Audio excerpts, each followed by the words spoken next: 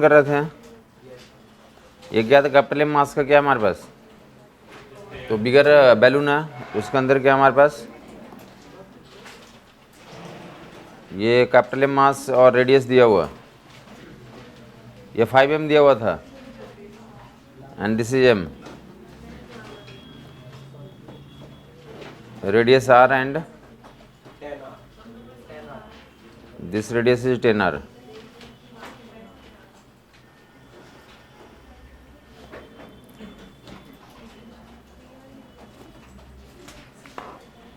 सारे सिस्टम क्या था, स्मूथ है, क्या बोला गया कि इसको रिलीज कर दिया गया, रिलीज कर दिया तो डेफिनेटली यहाँ से क्या होगा, ये नीचे जाएगा, नीचे जाने के बाद यहाँ रुक जाएगा, क्या यहाँ रुकता नहीं है, क्या करता है ये, तो अपोजिट डायमीटर पे चला जाता है, डेफिनेटली यहाँ से छोड़ेंगे तो स्मूथ सिस्टम है तो एनर्जी कंजर्वेशन से डेफिनेटली कहाँ चला जाएगा हुआ, तो अपोजिट साइड पे चला गया, तो अपोजिट साइड पे चला गया तो क्या बोला गया कि कैपिटल एम का डिस्प्लेसमेंट इस प्रोसेस में निकालना, यह जो स्मॉलर ऑब्जेक्ट है, तो स्मॉलर ऑब्जेक्ट जो है बिगर के रिस्पेक्ट में कितना डिस्प्लेसमेंट कर लिया,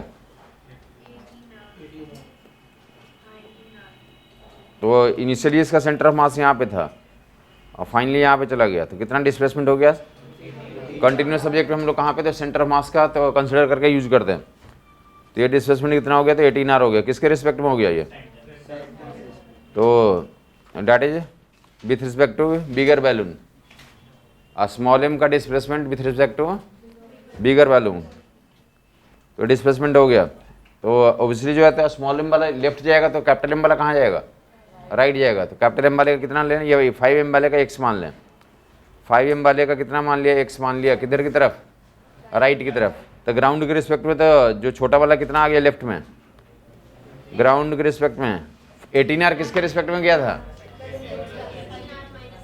18r किसके रिस्पेक्ट में गया था, बड़े वाले बैलून के रिस्पेक्ट में, अगर ग्राउंड के रिस्पेक्ट में करना होगा तो क्या कर लेंगे आप, तो 18r माइनस एक्स, अब मास का लेकर मोमेंट कंजर्वेशन कर लें, मोमेंट कंजर्वेशन करेंगे तो क्या मिल जाएगा हमारे पास, तो that will be 5m into X is equal to m into 18r minus X, तो यहाँ से x की वैल्यू निकाल लोगे और x निकल जाएगा तो 18r माइनस एक्स कर लेंगे तो जो स्मॉलर वाले का तो ग्राउंड के रिस्पेक्ट में भी निकल के आ जाएगा, या डायरेक्ट फार्मूला लगा देगा, तो यहाँ से कर लेंगे, या दूसरा डायरेक्ट फार्मूला बताया था कि that will B m upon 5m plus m into, या तो आइदर वे में कर लें, सर ये जो फॉर्मूला में लगाया वो आफ्टर डिस्प्लेसमेंट उसका ओरिजिन ले लिया ना, उसका सेंटर था स्मॉलर m का सेंटर को ओरिजिन मान के हमने फॉर्मूला यूज किया, ये कैपिटल एक्स का डिस्प्लेसमेंट जो निकाल रहे हैं, हाँ जी, बड़े वाले का जो सेंटर ऑफ मास है उसको ओरिजिन मान के निकाल रहे हैं, इसका जो है ना कि बड़े वाले का डिस्प्लेसमेंट कहाँ से मेजर करेंगे हम लोग, बड़े वाले का डिस्प्लेसमेंट कहाँ से मेजर करेंगे, इसके सेंटर ऑफ मास से, तो ये कितना से डिस्प्लेस हो गया, ऐसे ये डिस्प्लेस हो गया, इसकी वैल्यू निकल जाएगी, तो करस्पॉन्डिंग आगे जहाँ से भी बताना होगा तब बता देंगे, जहाँ से भी इन्फॉर्म करना होगा ओरिजिन के रिस्पेक्ट में या यहाँ से वहाँ से तो आप बता देंगे। बेसिकली हम लोग क्या कर रहे हैं, तो इसके जो बिगर ऑब्जेक्ट है, बिगर ऑब्जेक्ट इंटायर में क्या करेगा, तो छोटा वाला लेफ्ट जाएगा, तो ये कहाँ जाएगा, आगे की तरफ जाएगा, किधर की तरफ जाएगा, आगे की तरफ जाएगा, तो आगे की तरफ कौन जाएगा, आगे वाला जो जाएगा, तो इसको हम लोग कंसिडर कर रहे हैं, उसको कंसिडर कर रहे हैं, किसको कंसिडर कर रहे हैं, सेंटर ऑफ मास को कंसिडर कर रहे हैं। जब कंटिन्यूस ऑब्जेक्ट को डिसीजन करते हैं तो हम लोग क्या मान के कर रहे हैं, तो टोटल मास को सेंटर ऑफ मास पे रख करके तो डिसीजन करते हैं, तो सेंटर ऑफ मास का डिस्प्लेसमेंट इतना हो गया, कैपिटल एक्स से डिस्प्लेस कर गया वो, तो करस्पॉन्डिंग जहाँ से भी हमें इन्फॉर्म करना होगा तो वहाँ से तो फर्दर इन्फॉर्म कर देंगे, पहले जो सेंटर ऑफ मास जितना भी जहाँ भी रहा होगा इसका, बाद में और क्या कर देंगे आगे, तो उतना ऐड कर देंगे, एक समय पता हो गया, ये अगर कोऑर्डिनेट दिया हुआ तो उसमें एक्स और क्या कर देंगे, ऐड कर देंगे। नेक्स्ट लिखा rigid body motion, rotational motion, इसका एक पार्ट कहाँ पे, तो सर्कुलर मोशन में कर रखा हमने, बोट वाला बोट में बोला गया था कि हमारे पास तो 2 ऑब्जेक्ट 3 ऑब्जेक्ट कितने भी ऑब्जेक्ट दे सकते हैं या एक ऑब्जेक्ट, ये 2 ऑब्जेक्ट यहाँ पे ले लिए, एक ऑब्जेक्ट यहाँ पे, दूसरा ऑब्जेक्ट यहाँ पे। बोट की लंबाई दी रहती है, कुछ भी सिचुएशन बता दिया गया, क्या करेंगे हम लोग, आइदर जो है तो ये इधर जा रहा है, ये इधर आ रहा है, और बोट का डिस्प्लेसमेंट निकालना होता है। डेफिनेटली सेंटर ऑफ मास का डिस्प्लेसमेंट कितना होता है हमारे इस केस में, 0, क्योंकि जो भी फोर्स लग रहा है तो इंटरनल फोर्स है, एक्सटर्नल फोर्स नहीं है, तो सेंटर ऑफ मास का डिस्प्लेसमेंट कितना हो जाएगा। तो सवाल कुछ भी बनाया जाएगा। एक केस हमने लिया था, क्या लिया था कि दोनों कहाँ पे आ जाते हैं, तो बोट के सेंटर पे मीटिंग करते हैं। करस्पॉन्डिंग ये पूरी बोट की लंबाई 4 मीटर ली गई थी, बोट 40 किलो, ये 50 किलो, 60 किलो, कुछ भी वैल्यू जो मासेस का दिया जा सकता है, मासेस का कुछ भी वैल्यू जो लिया जा सकता है, बाकी ऐसा ही इन्फॉर्मेशन दिया हुआ। 3 पार्टिकल तो एनफ है, 4, 5, 10, 20 कितने भी रखे जा सकते हैं, उस कितने भी रखे रहेंगे तो उस केस में क्या इंश्योर करेंगे, तो सभी का ग्राउंड के रिस्पेक्ट में क्या कर लेंगे आप, तो डिस्प्लेसमेंट निकाल लेंगे, और मास मोमेंट जो राइट जाएगा उसको एक तरफ और जो लेफ्ट जाएगा तो एक तरफ करके कर लेंगे हम लोग। यूजुअली 3 पार्टिकल्स के लिए तो एनफ होता है, जो किताबों में क्वेश्चन देखने को मिलते हैं। तो क्या बोला है कि दोनों कहाँ पे आते हैं, सेंटर पे मीटिंग करने के लिए आते हैं, दोनों लोग कहाँ पे आते हैं, सेंटर पे मीटिंग करने के लिए आते हैं। तो बोट के रिस्पेक्ट में कितना दोनों लोग डिस्प्लेस करा, 2 मीटर 2 मीटर, और इस प्रोसेस में दोनों लोग 2 मीटर 2 मीटर आया। तो चूंकि ये 60 किलो वाला भारी है, तो 60 किलो वाला कहाँ जा रहा है, लेफ्ट में जा रहा है, भारी है, तो बोट का डिस्प्लेसमेंट किधर हो जाएगा, तो राइट के डायरेक्शन में होगा। तो बोट का कितना मान लें हम लोग, एक्स मान लें।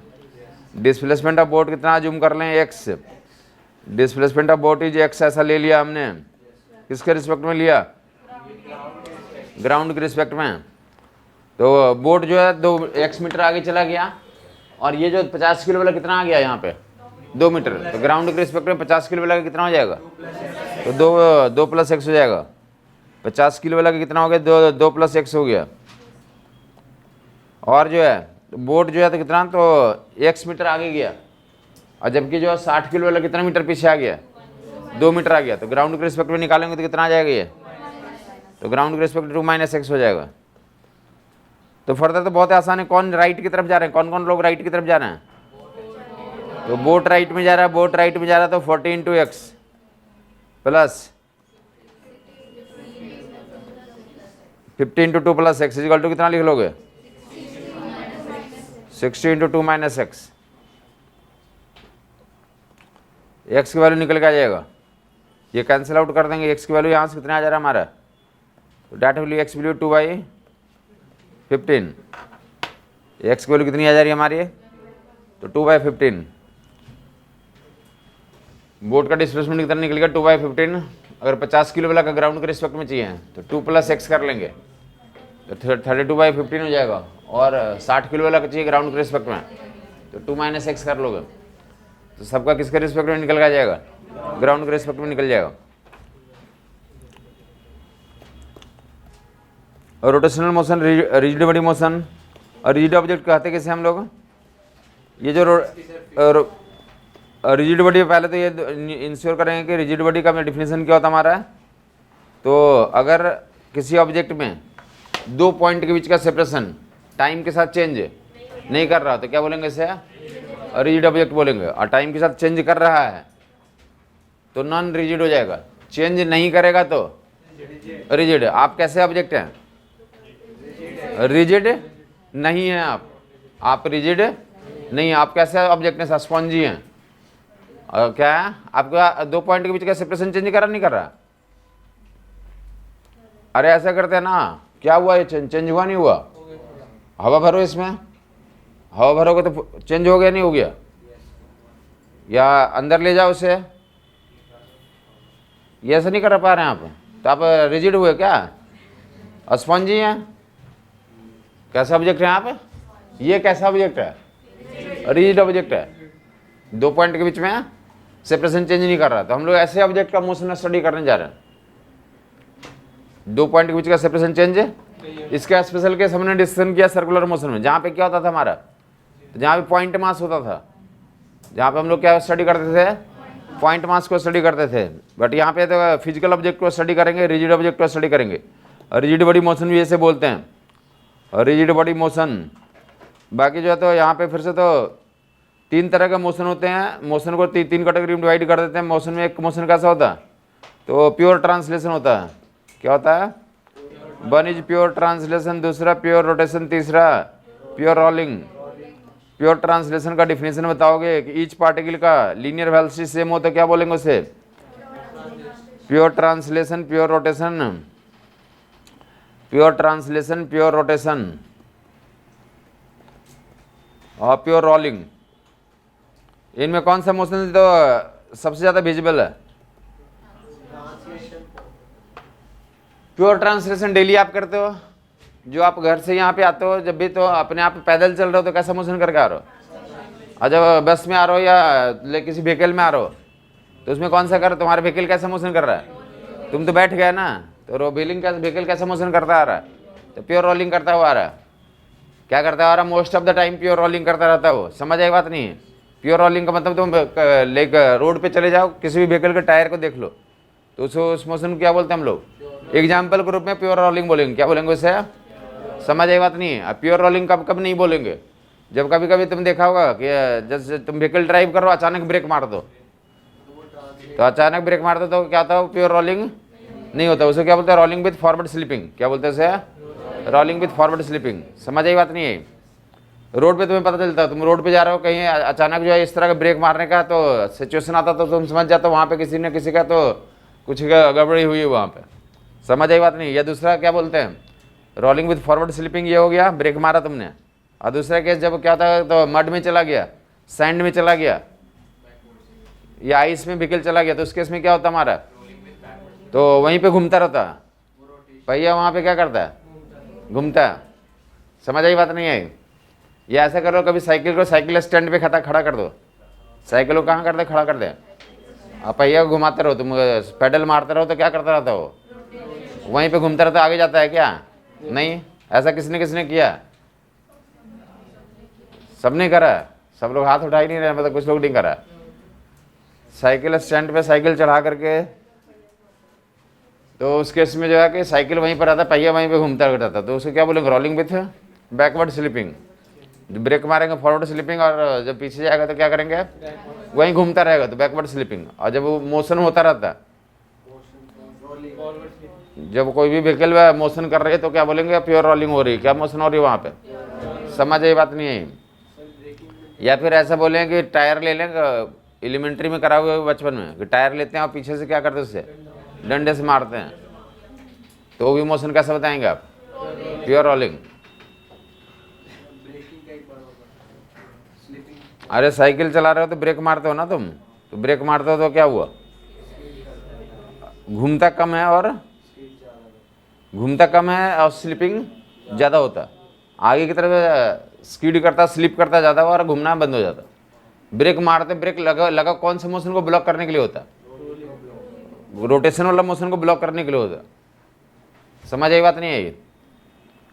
रोटेशनल मोशन को ब्लॉक करने के लिए घूमना बंद करता हो, धीरे धीरे क्या होता है, रुक जाता है, इसलिए ब्रेक लगाया जाता है ना। तो वहाँ पे क्या बोलेंगे, वहाँ पे स्लिपिंग होती है और रोटेशन नहीं होता, तो rolling with forward slipping, rolling with है। और उल्टा काम कर दें समटाइम्स, कहाँ पे तो व्हीकल जो है तो सैंड में उसमें चला जाता, तो वहाँ पे देखते हो तुम स्केलेटर दबाओगे तो क्या होता है, वहाँ पे पहिया वहीं पे घूमता है। या मड में आता, तुम्हारे ऊपर मड पर चला आता है, तुम्हारे ऊपर मड तो आ जाता, तो उसके इसको क्या बोलते हैं, वहाँ घूम ज़्यादा रहा है और आगे स्लिप नहीं हो रहा, वहाँ पे घूम ज़्यादा रहा है, ज़्यादा घूम रहा, तो उसको क्या बोलते हैं, rolling with backward slipping, backward slipping. और जो व्हीकल रोड पे चल रही है तो उसे क्या बोलते हैं हम लोग, तो प्योर रोलिंग मोशन, क्या बोलते हैं उसे। बाकी आगे हम लोग डिफिनीशन देखेंगे, बाकी एग्जाम्पल आपको दिखा दिया गया। बाकी प्योर रोटेशन का एग्जाम्पल, ट्रांसलेशन से तो बता दिया कि जो तुम पैदल चल के आते हो तो वो कौन सा मोशन होता है, ट्रांसलेशन मोशन हो रहा है। कौन सा मोशन हो रहा है, और जो तुम ऐसा है तो हाथ ऐसा करेगा, ये वाला जो मोशन हो रही है, ये कौन सा मोशन हो रही है, इसमें क्या क्या दिख रहा है आपको, ऐसा कर रहे हैं, ये एक फिक्स पॉइंट का आउट मोशन हो रहा है, motion of object, rigid object, motion of rigid object about a fix point. Fix point को यहाँ पे क्या नाम से पुकारते हैं, एक्सिस। क्या पुकारते हैं, एक्सिस किस में होता है यहाँ पे, तो रेस्ट में होता है। एक्सिस किस में रहता है, रेस्ट में रहता है। पहले प्योर ट्रांसलेशन मतलब लीनियर वेलोसिटी क्या होना चाहिए सबका, सेम, तो that is a pure translation. अगर सारे पार्टिकल्स के एंगुलर वेलोसिटी सेम हो तो डैट इज कॉल्ड तो प्योर रोटेशन। प्योर रोटेशन ही हमें पढ़ना है पहले, तो उसके बाद प्योर रोटेशन जब पढ़ लेंगे तो दोनों का जो कम्बिनेशन होगा, प्योर ट्रांसलेशन और प्योर रोटेशन, उनको मिला के क्या बोल देंगे, तो रोलिंग का मोशन बन जाएगा। इन दोनों का ऐड कर देंगे स्टार्टिंग वाले दो को, तो क्या हो जाएगा हमारा। अभी तक पूरा पूरा हमने कौन सा प्रोसेस करा था, सेंटर मास तक जो पढ़ा था, कहाँ पे पढ़ रहे थे, ट्रांसलेशन में पढ़ रहे थे। बाकी एक स्पेशल केस जो सर्कुलर मोशन पढ़ा था पॉइंट पार्टिकल्स के लिए। अब जो है तो यहाँ पे प्योर रोटेशन पढ़ेंगे। प्योर रोटेशन बेसिकली पढ़ेंगे तो उसमें क्या पढ़ेंगे, जो ट्रांसलेशन का एनालॉग पढ़ेंगे बस। जो सिचुएशन ट्रांसलेशन में पढ़ा था उसी का एनालॉग कहाँ पे पढ़ेंगे हम लोग, रोटेशन में पढ़ेंगे। एनालॉग मोशन पढ़ने जा रहे हैं। तो प्योर रोटेशन का कुछ प्रॉपर्टीज लिख लेंगे।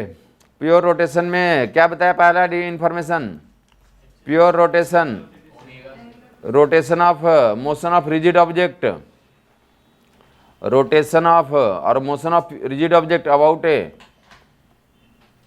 About a fix point, about a motion of rigid object about a fix point. Fix point को क्या नाम से पुकारते हैं, एक्सिस। एक्सिस कैसा होता है, रेस्ट में होता है। एक्सिस कैसा होता है यहाँ पे, रेस्ट में होता है। रिजिड ऑब्जेक्ट का motion about a fixed axis, fixed axis किस में होगा, रेस्ट में होगा। उसके अलावा ईच पार्टिकल जो रिजिड ऑब्जेक्ट का कौन सा है, हर एक particle, each particle of the rigid object, each particle of the pure rotation में फिक्स्ड एक्सिस का अबाउट मोशन होता है, fixed axis. And each particle किसका, each particle of rigid object, good, each particle of rigid object, each particle of rigid object moves in circle of different radius.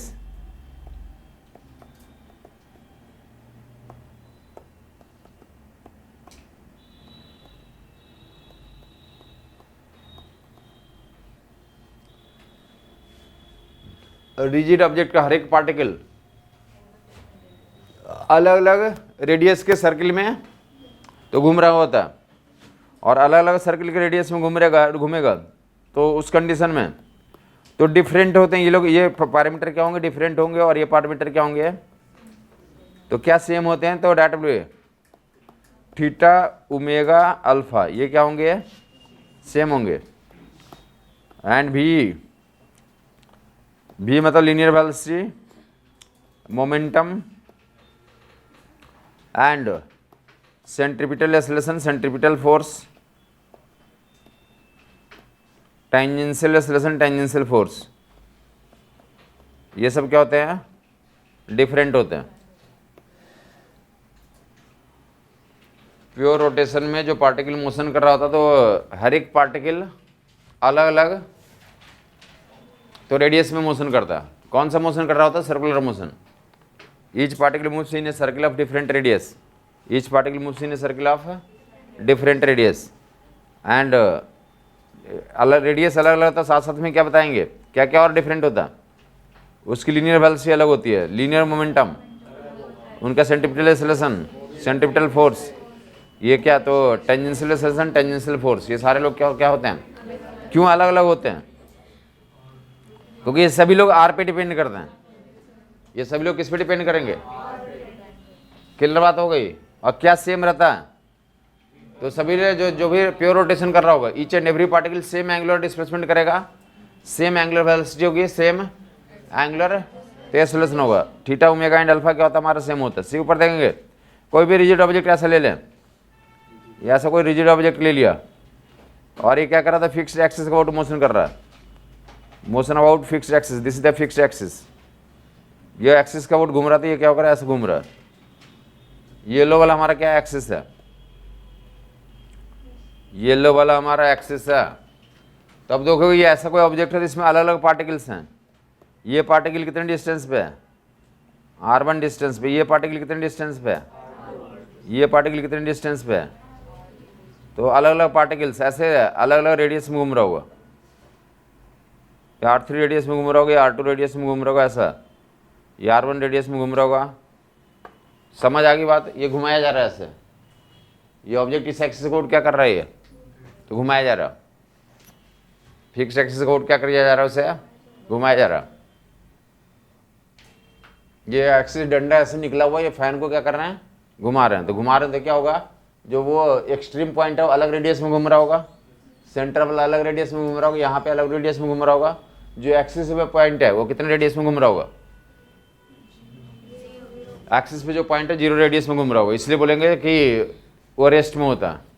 समझ आई बात। हर एक particle अलग अलग रेडियस में घूमता रहता है। तो यहाँ पे लीनियर वेलोसिटी कैसे लिख लोगे, v = ओमेगा r, किससे निकाल लेंगे, बोलो बोलो बोलो, ये कितना लिखोगे, ओमेगा r2 कितना, ओमेगा r3 कितना, omega r1, v = omega r होता है। तो हर एक पार्टिकल की लीनियर वेलोसिटी अलग होगी, इसका मास से गुना कर दोगे तो लीनियर मोमेंटम अलग हो गया।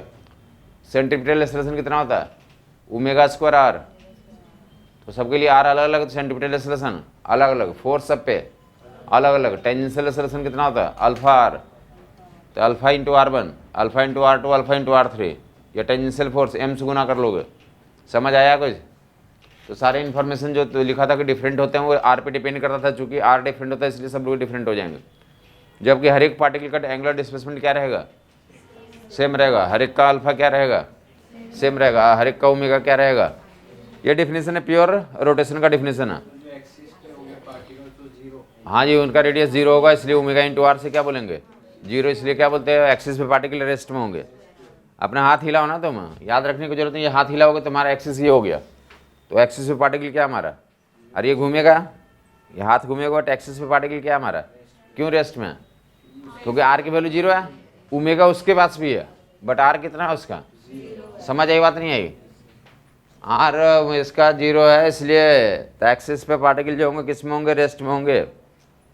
प्योर रोटेशन का तो अब आगे चल के इसको तो हम लोग एक स्केल वाला एग्जांपल लेकर डंडा लेंगे।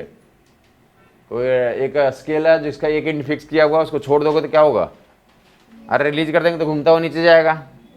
तो प्योर रोटेशन का यही एग्जांपल और आगे क्वेश्चन के रूप में भी आएगा ये। जहाँ पे तो अभी तक हम लोगों ने पूरे जो फिजिक्स अभी तक जो पढ़ा उसमें क्या पढ़ा, एक चीज़ बताएंगे अब क्या पढ़ा। हमने ट्रांसलेशन मोशन पढ़ा, ट्रांसलेशन मोशन में क्या पढ़ा, डिस्प्लेसमेंट पढ़ा, वेलोसिटी पढ़ा, एक्सेलरेशन पढ़ा। समझ आई बात। उसके अलावा इनके डिफरेंट मोशन में प्रोजेक्टाइल मोशन हुआ, रिलेटिव मोशन हुआ, या पैसिव मोशंस हुए, ये पढ़ा था। फिर क्या पढ़ा, पहले ट्रांसलेशन में तो linear displacement, linear velocity, linear acceleration पढ़ा। फिर जैसा हम बोला कि मास के बारे में पढ़ा। पहला नियम में क्या पढ़ा था, मोर मास मोर इनर्शिया। समझ आई बात नहीं आई। और फिर इनर्शिया के बाद क्या पढ़ा, फोर्स के बारे में पढ़ा। क्या पढ़ा, फोर्स के बारे में पढ़ा। मोमेंटम में चेंज से क्या बनता था, फोर्स बनता था। मोमेंटम में फोर्स के बारे में पढ़ा। अब फोर्स पढ़ने के बाद क्या पढ़ा, तो फोर्स पढ़ने के बाद तो वेरियस फोर्सेस पढ़ते पढ़ते हम लोग कहाँ पर पहुँच गए, तो वर्क पावर एनर्जी में पहुँच गए। वर्क पावर एनर्जी में क्या पढ़ा, तो जो फोर्स होता है वर्क डन करता है। फोर्स क्या करता है, वर्क डन करता है। वर्क डन करने के बाद पावर डेवलप करता है, ऐसी चीज़ें पढ़ा। और उसके बाद क्या पढ़ा था, मोमेंटम पढ़ा। मोमेंटम में तो फिर कंजर्वेशन पढ़ा, मोमेंटम का कंजर्वेशन पढ़ा, मोमेंटम का। और फिर एनर्जी लॉसेस पढ़ा, कोलिजन का टाइप्स पढ़े, कोलिजन के। इतना पढ़ने के बाद हमने क्या बोला कि बोले कि अब हमें तो फिजिकल उसके स्ट्रक्चर से कोई मतलब नहीं, उसके मास को सेंटर ऑफ मास पे रख के तो ट्रांसलेशन मोशन डिस्कशन कर लेंगे। तो पहले उस सेंटर ऑफ मास से पहले जितना मोशन पढ़ा था उसको सेंटर ऑफ मास में समराइज करने के लिए कोशिश किया। अब पूरा इसके सेंटर ऑफ मास से पहले तक जितना पढ़ा, अब फिर से उसको क्या करेंगे, उसका रोटेशनल एनालॉग पढ़ने जा रहे हैं। उसका क्या पढ़ने जा रहे हैं, और रोटेशनल एनालॉग मतलब पढ़ेंगे वही चीज़, बट क्या पढ़ेंगे फिर से, रोटेशनल एनालॉग पढ़ेंगे। ऊपर देखेगा क्या पढ़ा था, डिस्प्लेसमेंट पढ़ा था। क्या पढ़ा था, डिस्प्लेसमेंट पढ़ा था, वेलोसिटी पढ़ा था, और एक्सेलरेशन पढ़ा था। आपस में क्या रिलेशन था, आपस में क्या रिलेशन था, वही रिलेशन यहाँ पे आ जाएगा। इसको डिफरेंशिएशन से ये मिलता था, इसको डिफरेंशिएशन से, और डिफरेंशिएशन से जो मिलता था इंस्टेंटेनियस वेलोसिटी, इंस्टेंटेनियस एक्सेलरेशन कहलाते थे। इनके डिफ्रेंसिएशन से ये मिलेगा, इनके डिफ्रेंसिएशन से, और ये क्या कहलाएगा, इंस्टेंटेनियस कहलाएगा डिफ्रेंसिएशन वाली बात। वो तीन बातें जो स्लोप और डिफ्रेंसिएशन किया था वो सारी बातें यहाँ पे मिलेंगी। मैं बोल रहा हूँ ऊपर वाले के बारे में पढ़ लिया है, यहाँ पे फिर से तो हम लोग थीटा का टर्म्स में डिस्प्लेसमेंट मेजर करेंगे और ओमेगा को डिफाइन करते हैं D theta by rate of change of angular है, तो position is called instantaneous angular velocity. Omega equal D theta by D T और alpha equal to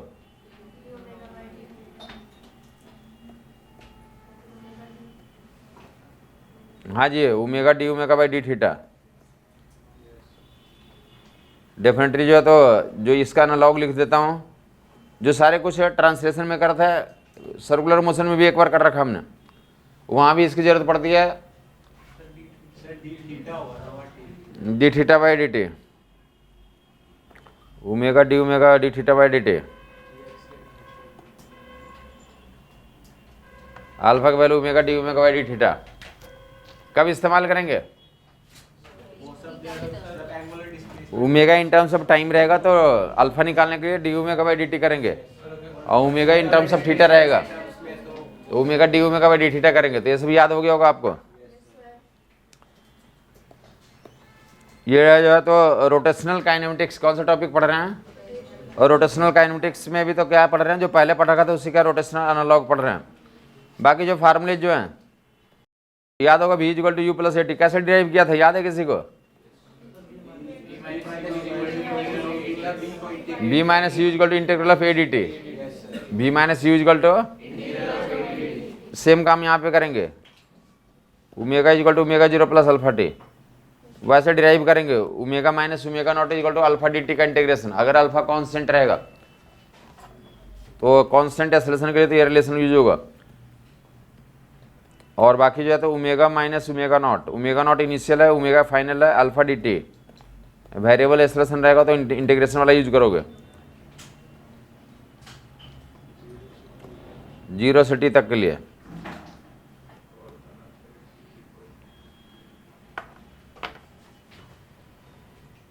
omega minus omega naught equal to alpha d t का integral variable रहेगा तो किसको use करेंगे, नीचे वाले को, और कांस्टेंट रहेगा तो क्या ऊपर वाले का एप्लीकेशन है, ऊपर वाले का एप्लीकेशन अल्फा निकालने के लिए होता है।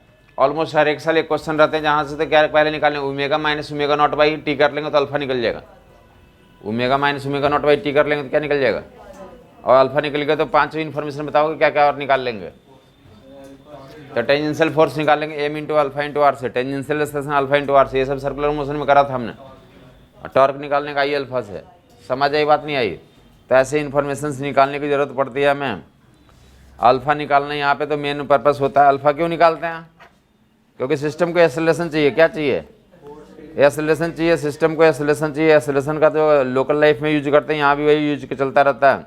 तो वहाँ पे क्या कैसे निकालते हैं, s minus s naught equal to u t plus, याद है कुछ कैसे निकाला था। अगर इन्हीं से ओरिजिन में पार्टिकल हो, कहाँ से स्टार्ट कर रहा है, ओरिजिन से, तो ये 0 रख देंगे तो एस बराबर कितना हो जाता है, you t plus a T square by 2, हाँ या नहीं, एस बराबर you t plus a T square by 2। Special case इसी का था, डिराइव कैसे किया था तो आपको याद है, वैसे एनालॉग इक्वेशन यहाँ भी लिख लेंगे।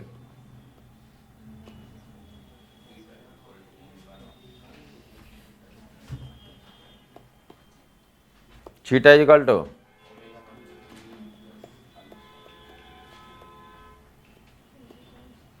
Theta equal to omega naught t plus alpha t square by 2, theta equal to omega naught t plus alpha t square by,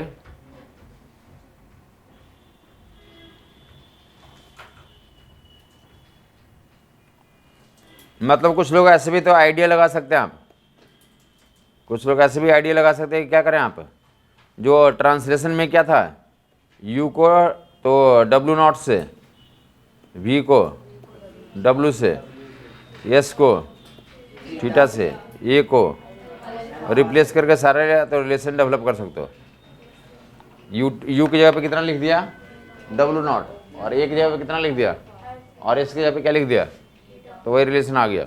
जिनको याद नहीं होता तो वो ऐसे करके भी कर सकते काम, बट अगर प्रैक्टिस करते हैं तो आपको याद ही हो जाता formula, theta equal to omega naught t plus alpha t square by 2। ठीक है, ये किसके लिए वैलिड है? अल्फा कांस्टेंट के लिए। अगर अल्फा वेरिएबल होगा तो क्या करेंगे आप? तो theta equal to integral of omega d t. Angular displacement निकालने के लिए इंटीग्रेट कर लेंगे, ओमेगा को इंटीग्रेट कर लेंगे। वहाँ पे क्या बताया गया था? हाँ, तो वहाँ पे बताया गया था कि डिस्प्लेसमेंट निकालने के लिए तो v को इंटीग्रेट करते हैं, v d t, integral of v d t क्या निकल गया था? डिस्टेंस ट्रेवल्ड और डिस्प्लेसमेंट। याद है ना कि अगर वी टी ग्राफ है तो एरिया से तो क्या निकल जाता है? Distance travelled displacement. ऊपर वाले को तो प्लस और नीचे वाले को प्लस, ऊपर वाले को प्लस और नीचे वाले को प्लस लेकर डिस्टेंस निकालते थे, और ऊपर को प्लस और नीचे को माइनस लेकर डिस्प्लेसमेंट निकलता था। तो ऐसा कर रखा हमने। Integral of v d t या तो वेलोसिटी टाइम का फंक्शन दिया रहेगा तो इंटीग्रेट करके डिस्टेंस डिस्प्लेसमेंट निकालते हैं, और अगर कांस्टेंट रहेगा तो v इंटू टी करके डिस्टेंस निकालते थे वहाँ पे। यहाँ पे ओमेगा इंटू टी से निकाल लेंगे। अगर क्या रहेगा? ओमेगा कांस्टेंट रहेगा तो ओमेगा कांस्टेंट रहेगा तो अल्फा जीरो करके यहाँ से देख लोगे। ओमेगा कांस्टेंट रहेगा तो थीटा की वैल्यू कितनी आ जाएगी? Omega naught T. और अगर कांस्टेंट एक्सेलरेशन रहेगा तो alpha t square by two, omega naught t plus alpha t square by variable acceleration रहेगा। ओमेगा टी को इंटीग्रेट कर लेंगे, ओमेगा को इंटीग्रेट कर लेंगे। आइदर वे में, ये ऑलरेडी काइनेमेटिक्स में कर रखा है, यहाँ पे तो मान लिया जाता है कि अब तुम कर लोगे। ओमेगा कुछ दिया हो तो इंटीग्रेट कर लोगे तो क्या निकल जाएगा? थीटा निकल जाएगा। या ओमेगा टी का ग्राफ रहेगा तो एरिया से क्या निकल जाएगा हमारा? तो थीटा निकल के आ जाएगा। ओमेगा टी ग्राफ का एरिया क्या देता हमारा? बताया था ओमेगा टी ग्राफ तो ट्रेपीजियम ग्राफ वहाँ बीटी ग्राफ में दिखाया था। ट्रेपीजियम ग्राफ पहले क्या हमारा? अल्फा पॉजिटिव फिर alpha zero, alpha positive alpha zero and alpha negative. तो ऐसे एरिया से तो थीटा निकल का जाता। तो ये सब आपको पता है। आगे देख ले तो तीसरा इक्वेशन क्या कर लेंगे आप? ये इन इक्वेशंस का तो मेजर पर्पस क्या था? अल्फा निकालने का काम होता। यहाँ पे अब गेम किससे स्टार्ट हो जाता? अल्फा का गेम स्टार्ट होता। ये ऑलरेडी लाइक पूरा का पूरा रोटेशनल मोशन क्या पढ़ रहे हैं आप? जो पहले पढ़ रखा था उसी का रोटेशनल एनालॉग, कुछ भी एक्स्ट्रा नहीं पढ़ेंगे आप। पूरा का पूरा चैप्टर किससे रिपीट कर सकते हैं? जो पहले पढ़ रखा था उसी का एनालिसिस पे रिपीट कर सकते हैं। क्या टॉपिक बताया पहले हमने? पहले तो लाइक ट्रांसलेशन काइनेमेटिक्स, उसके बाद क्या? उसके बाद मास पढ़ा था, उसके बाद क्या पढ़ा था? फोर्स। क्या पढ़ा था? उसके बाद क्या पढ़ा था? Energy conservation. फोर्स के बाद क्या पढ़ा? वर्क डन और energy conservation, work done and energy conservation. उसके बाद क्या पढ़ा? मोमेंटम पढ़ा। क्या पढ़ा उसके बाद?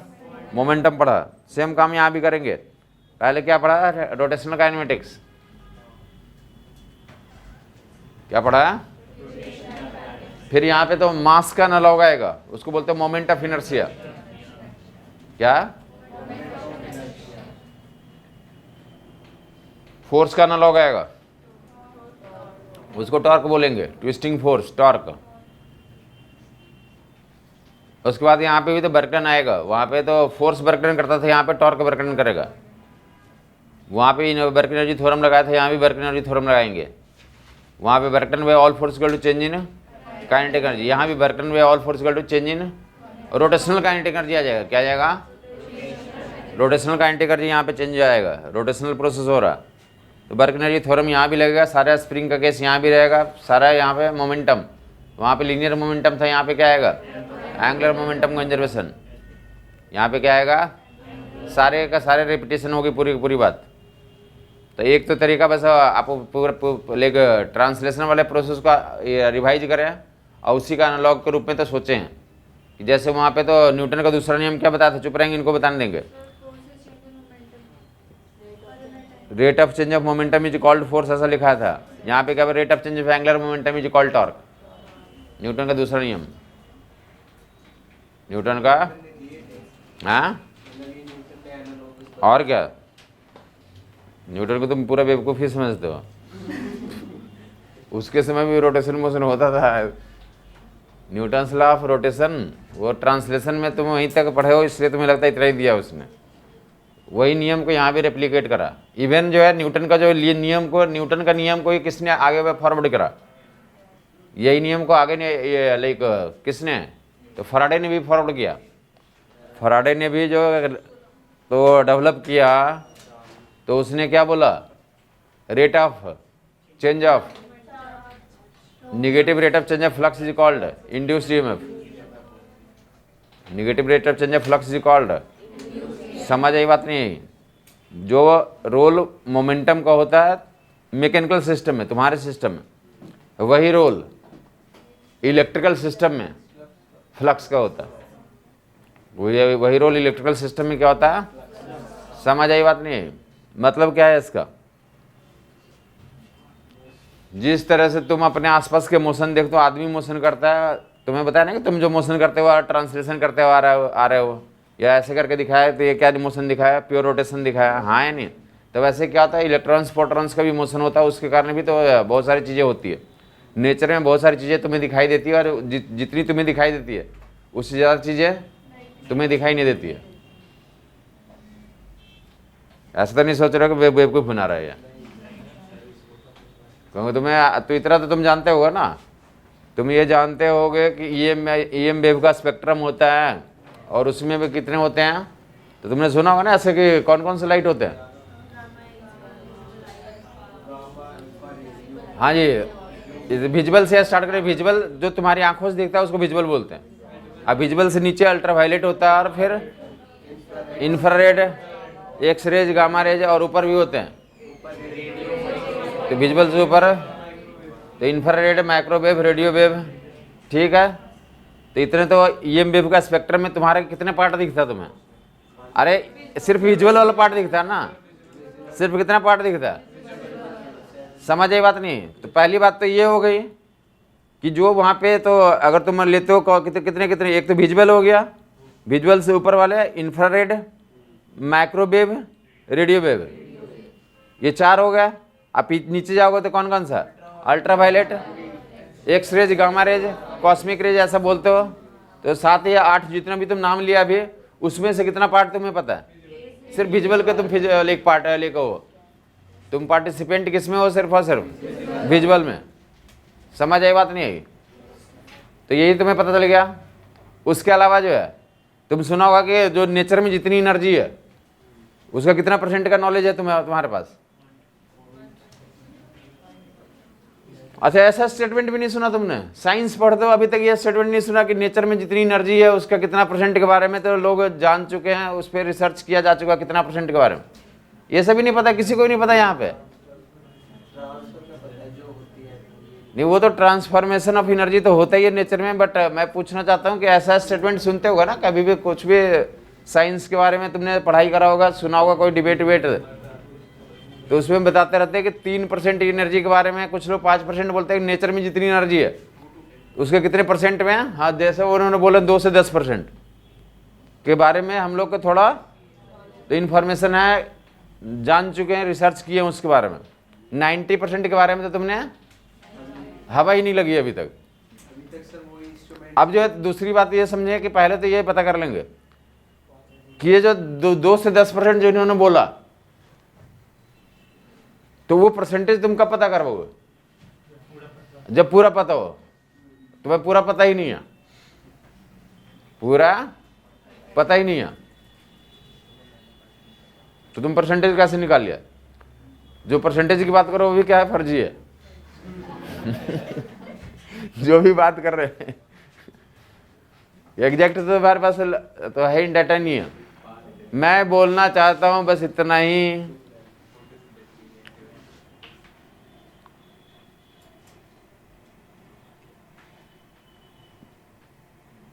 क्या बोला जा रहा था? मैं ये बोल रहा था कि जिस तरह से तुम्हारे मैकेनिकल सिस्टम चलते हैं वैसे नेचर में अदर सिस्टम्स भी चलते हैं। नेचर में अदर सिस्टम्स में बताया कि एक फ्लक्स होता है, बताया कि न्यूटन ने जो बोला उसी को फैराडे ने क्या करा, तो इलेक्ट्रॉन्स प्रोटॉन्स के बारे में बोला कि इलेक्ट्रॉन्स प्रोटॉन्स का भी मोशन होता है, और उसके कारण पूरा इलेक्ट्रिसिटी का सिस्टम स्टार्ट हो गया। क्लियर बात हो रही है? तो मतलब क्या है? मतलब ये जैसे हमने मैकेनिकल सिस्टम पढ़ा, ट्रांसलेशन के बारे में यहाँ तक पढ़ा, अब उसी को रोटेशन में एनालॉग बनाएंगे, और उसी को जब इलेक्ट्रिसिटी पढ़ेंगे तो उसी का एनालॉग इलेक्ट्रिसिटी में पढ़ेंगे, जहाँ पे किनका मोशन होगा, इलेक्ट्रॉन्स प्रोटॉन्स का मोशन स्टडी करेंगे। समझ आई बात नहीं है, अलग चीज नहीं करेंगे, इन्हीं का एनालॉग पढ़ेंगे। समझ आ गई बात, इन्हीं का तो एनालॉग हम लोग हीट में भी पढ़ते हैं। वहां पे किसका मोशन स्टडी करेंगे? हीट एनर्जी का मोशन करेंगे। इसी मोशन को फिर किस में रेप्लिकेट करेंगे? तो साउंड एनर्जी के टर्म्स में। किसके टर्म्स में स्टडी करेंगे? जो तुम्हारे अंदर है वैसे फॉर्म क्या होता है, एक साउंड एनर्जी का होता है, एक हीट एनर्जी का होता है, एक इलेक्ट्रिकल एनर्जी का होता है, न्यूक्लियर एनर्जी का होता है, सारा फिनोमेना तो अलग अलग हम लोग डिस्कशन करेंगे। फिलहाल हम लोग किस पे काम कर रहे हैं? मैं बोल रहा था कि पहला रोटेशन लीनियर काइनेमेटिक्स, उसका एनालॉग रोटेशनल काइनेमेटिक्स। दूसरा क्या बताया? Moment of inertia. और दूसरा एनालॉग क्या होता है? मास। मास का एनालॉग क्या पढ़ाया हमने? ये देखोगे यहाँ पे तो क्या, तो ये जो इतने टॉपिक्स में डिवाइड करेंगे और अराउंड जो 3 से 4 क्वेश्चन यहाँ पे रहेंगे। बट इससे पहले जितना तुमने पढ़ा मोशन, अभी तो जो भी 3 महीने में जितना मोशन पढ़ा ना तुमने, उसके अलावा तो अभी जो है जितने 15 दिन या जितने भी टाइम लगेगा इसको पढ़ने में, तो दोनों का वेटेज बराबर मान लो, ऑलमोस्ट बराबर मान लो। नहीं समझे? 4-5 क्वेश्चन पीछे से भी आएंगे, 4-5 क्वेश्चन यहाँ इस चैप्टर से आ जाएंगे। क्यों आ जाएंगे? क्योंकि इसमें जो पढ़ेंगे अगर ये तुम्हें समझ में आता तो मान लेंगे कि पीछे वाला तो आता ही वो। इसको रोटेशन तुम्हें समझ में आता है, मोमेंट ऑफ इनर्शिया निकाल लेते हो तो समझते हैं कि मास की वैल्यू तो रख ही देगा ये। समझ आई बात?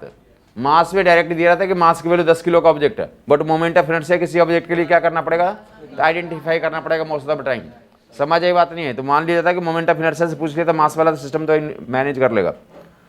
तो यहाँ पे बताया जा रहा है कि एनालॉग में देख लेंगे। पहला क्या था? तो ट्रांसलेशन काइनेमेटिक्स क्या था हमारा?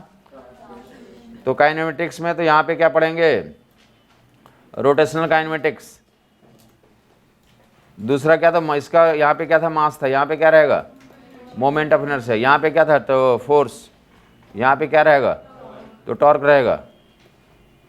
डेफिनेटली टॉर्क के बिना तो पेपर ही नहीं बनता। 3 से 4 क्वेश्चन टॉर्क मान लो वैसे, क्योंकि हर एक चैप्टर में टॉर्क की हमें जरूरत पड़ेगी। पूरा का पूरा डायपोल टॉर्क के आसपास घूमता है, पूरा का पूरा मैग्नेटिक डायपोल टॉर्क के आसपास घूमता है। किसी फोर्स किसी भी चैप्टर में जाएंगे तो टॉर्क तो एक एलिमेंट आएगा ही आएगा, ट्विस्टिंग फोर्स। तो डायरेक्टली फोर्स आपने आइडेंटिफाई कर लिया। फोर्स के बाद तो क्या? Work energy theorem, energy conservation. फिर से यहाँ भी तो अप्लाई करेंगे but in terms of rotation.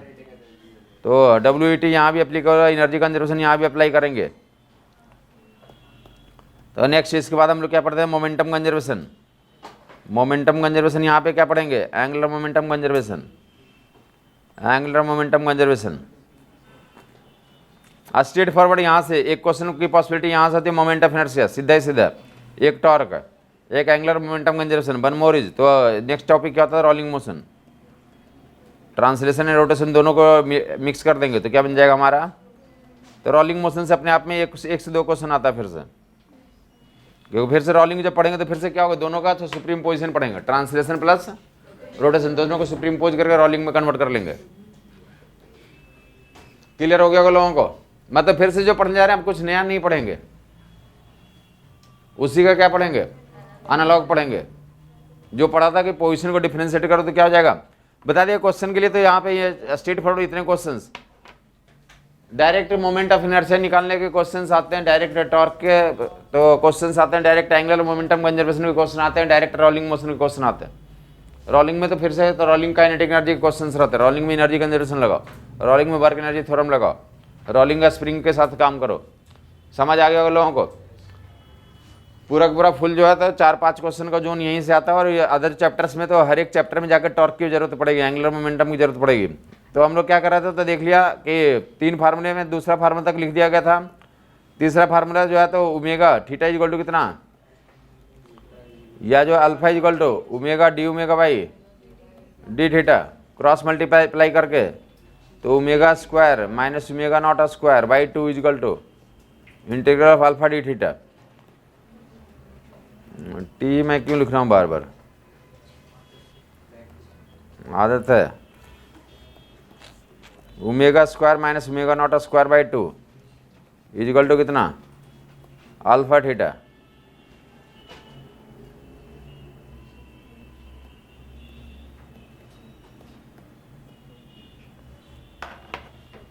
यही किसका एनालॉग है? V square equal to you square plus 2as। कुछ याद है? V square equal to you square plus 2as पे तो 5 बातें बताओगे तुम। V square equal to you square plus 2as के लिए v square equal to you square plus 2as के लिए स्टॉपिंग डिस्टेंस बहुत फेमस हुआ था। Stopping distance, stopping time, stopping distance, stopping time ऐसा फेमस हुआ था। रिएक्शन टाइम, रिएक्शन टाइम में कितना डिस्टेंस ट्रेवल करेगा, रोड डिस्टेंस कितना होगा, ऐसा वो इन्फॉर्मेशन सारा कुछ यहाँ पे जरूरत पड़ेंगे। स्टॉपिंग एंगल कितना निकाल लोगे इस पर ही, स्टॉपिंग एंगल बताएगा लोग omega square minus omega naught square by 2 alpha stopping angle हो जाएगा। या फिर जो है अल्फा निकालने का कार्यक्रम बता दिए कि क्वेश्चन था अल्फा निकालने का। अल्फा क्यों निकलवाते हैं, मोमेंट ऑफ इनर्शिया निकालो, मोमेंट ऑफ इनर्शिया निकालो, अल्फा निकल गया, टॉर्क निकल जाएगा। फुल काम इतना ही रहता है। अल्फा निकालो, कितना निकल गया ये, omega square minus omega naught square by 2 theta equal to कितना आ गया अल्फा। अल्फा को किससे गुना कर देंगे आई से, तो क्या बन जाएगा टॉर्क। आई निकालने के लिए तो क्या दिया रहेगा, सिलेंडर दिया रहेगा, सिलेंडर का आई निकालो या याद रखो। समझ आई बात नहीं, तो depending on M are square या M are square by 2 cylinder का होता है, आगे देखेंगे हम लोग। बट फिलहाल मैं बोल रहा हूँ कि ये स्टॉपिंग एंगल ये अल्फा निकाल लिया यहाँ से, वेरिएबल रहेगा तो कहाँ से काम करेंगे, ऊपर वाले एक्सप्रेशन से काम करेंगे, और कांस्टेंट रहेगा तो नीचे वाले एक्सप्रेशन से काम करेंगे। और स्टॉपिंग एंगल स्टॉपिंग टाइम के लिए तो stopping time omega equal to omega 0 plus ऐसा कर लेंगे, ऐसा वाला केस, या t equal to omega naught by alpha stopping time वाला केस, या वो वाला केस nth सेकंड में कितना ट्रैवल करेगा, याद है कुछ, एग्जैक्टली nth सेकंड में u plus A by 2 2n minus 1 घिस गया होगा। तुम अब इन सब पे किताब लिख सकते हो, एक थीटा nth इजिकल टू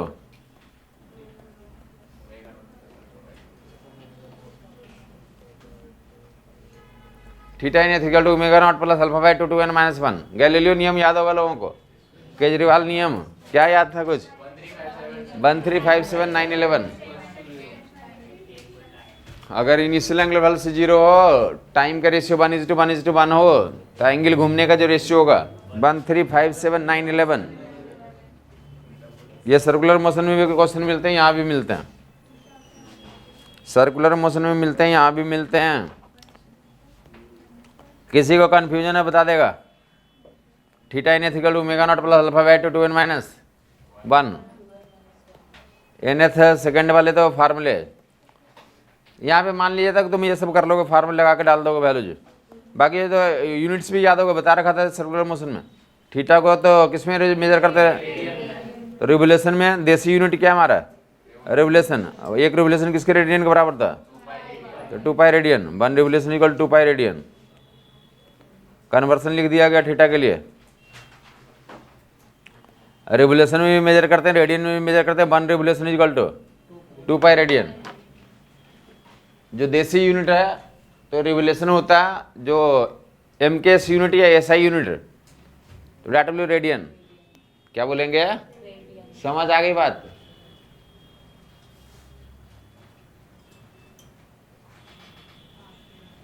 अपने देश में तो तुम कहीं घूमने जाते हो तो क्या बोल के बोलते हो, अपने देश में बोलेंगे कि एक चक्कर लगा के आ रहा हूं।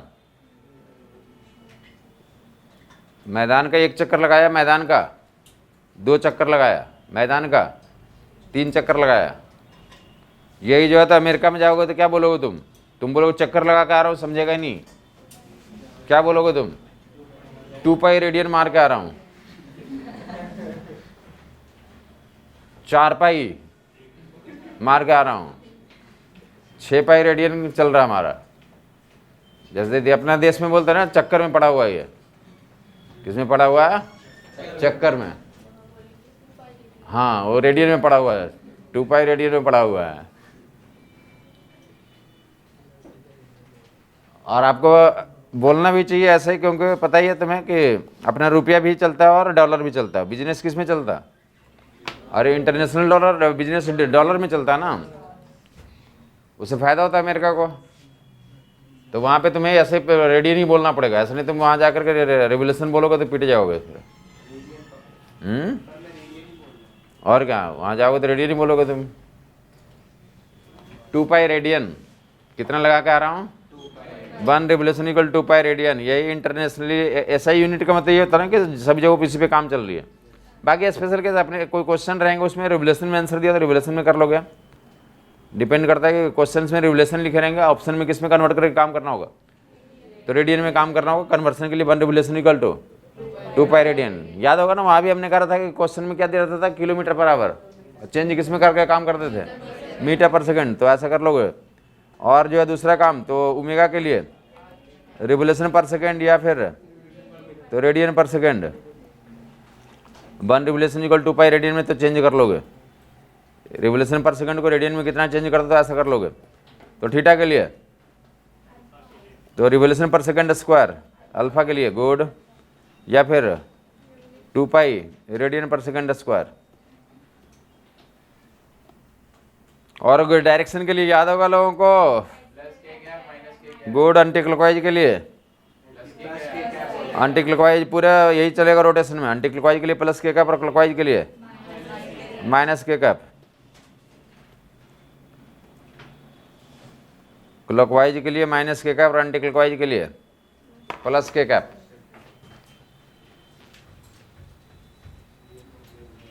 ये सब ऑलरेडी हमने सर्कुलर मोशन में कर रखा था या वेक्टर में ही कर रखा था ये सब। बाकी वो डायग्राम में एक बार फिर से खींच देता हूँ, कुछ क्वेश्चन तुम्हें प्रैक्टिस में मिलेंगे तो ट्रांसलेशन वाले क्या होगा, रोटेशनल काइनेमेटिक्स का।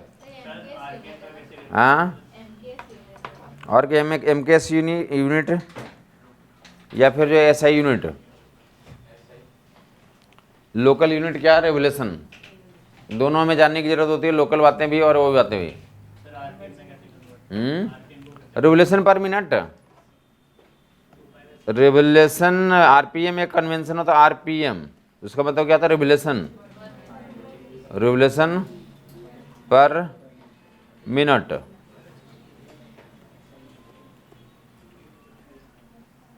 तो अब क्या करोगे, रिवोल्यूशन को रेडियन में, रेडियन पर मिनट, मिनट को सेकंड में, तो ऐसे चेंज कर लोगे। जब आरपीएम में कुछ लिखा हो तो उसको ऐसा चेंज कर लोगे।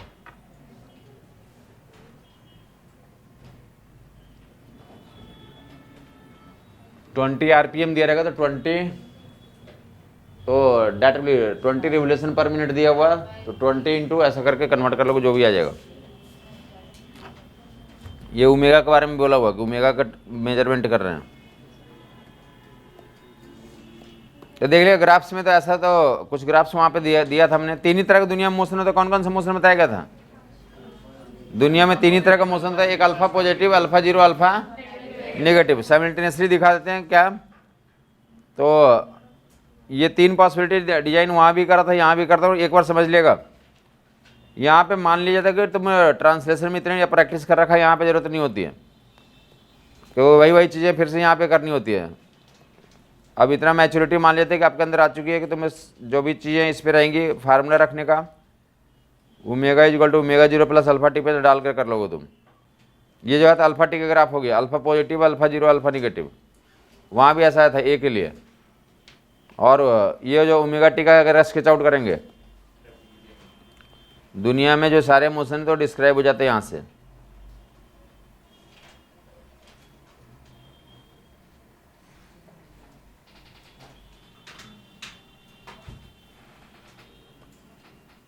और थीटा टी में पहला क्या आया था, ऊपर पैराबोला, फिर स्ट्रेट लाइन, फिर उल्टा पैराबोला। तो ऐसा जो है तो तीनों इंटायर मोशन में डिस्कशन कर लिया। बाकी आगे जो तो वो सब फार्मूले एक बार पहले लिख दिया, वो मैनेज कर लोगे। लीनियर वेलोसिटी, एंगुलर वेलोसिटी में relation, v equal to omega R, बार बार इसकी जरूरत पड़ती रहेगी, किसी भी मोमेंट पे उनकी जरूरत पड़ जाएगी। v equal to omega r, a equal to alpha r, AC and AT, AC equal to omega square r, AT equal to alpha r, centripetal force, tangential force, कहीं भी मेजरमेंट करने की जरूरत पड़ सकती है आपको। ये ग्राफ्स देख लिया, बाकी वो सारे कुछ यहाँ से मैनेज कर लोगे। यहाँ से इसका एरिया से तो थीटा, स्लोप से तो अल्फा निकल जाएगा, ठीक है यहाँ से। बाकी जो है तो ऊपर से तो डिफ्रेंशिएट करेंगे तो इसमें जाएंगे, और इसको डिफ्रेंशिएट करेंगे तो इसमें जाएंगे, और इसको इंटीग्रेट करेंगे तो यहाँ आएंगे, यहाँ से यहाँ आ जाएंगे। तो अल्फा दिया रहेगा तो देख लो कि ये घुमा करके वहाँ पे काम किया था थीटा ओमेगा अल्फा, एक बार डिफ्रेंसिएशन एक बार डिफ्रेंसिएशन, तो ऐसा आ जाएगा। और एक बार इंटीग्रेशन, एक बार इंटीग्रेशन, एक बार इंटीग्रेशन, एक बार इंटीग्रेशन, तो वापस आ जाएंगे। तो ये काम करने को होगा, कुछ क्वेश्चंस यहाँ पे बनते हैं definitely. Omega equal to omega 0 plus alpha t पे भी बनते हैं, या उल्टा भी अल्फा दिया रहता तो क्या निकालो, थीटा निकालो। जल्दी से इंटीग्रेट कर लेगा, 2 बार अल्फा दिया और थीटा निकालो तो कितनी बार इंटीग्रेट करना पड़ेगा, 2 बार करना पड़ेगा। अल्फा दिया हुआ, अल्फा दिया हुआ, अल्फा दिया हुआ, A plus B T, alpha कितना दिया हुआ, A plus B T, find theta.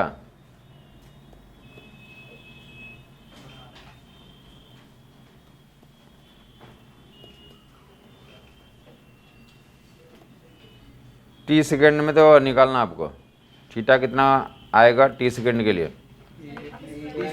2 plus bt³/6। 2 bar integrate कर लेंगे आप।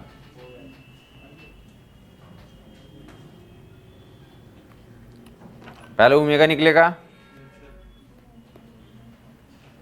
इनिशियल ओमेगा भी दिया, ओमेगा इनिशियल टी इक्वल 0 पे तो इनिशियल एंगल वेलोसिटी ओमेगा की वैल्यू ओमेगा नॉट है, at t equal 0 omega equal to omega naught दिया हुआ।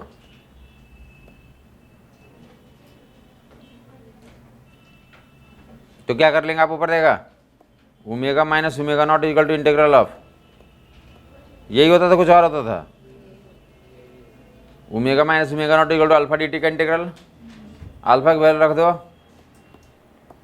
Omega minus omega naught equal to a plus B T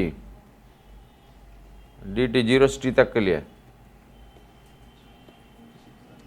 तो omega की वैल्यू कितनी आ गई, 80 प्लस, राइट में ओमेगा ओमेगा नॉट फेंक दोगे, इनिशियल एंगुलर वेलोसिटी भी दिया हुआ, तो ऐसा कर लेंगे आप। किसी को कन्फ्यूजन है बता देगा। अब फिर से इसको इंटीग्रेट करेंगे तो क्या निकलेगा, मैं थीटा की value, theta equal to integral of omega d T,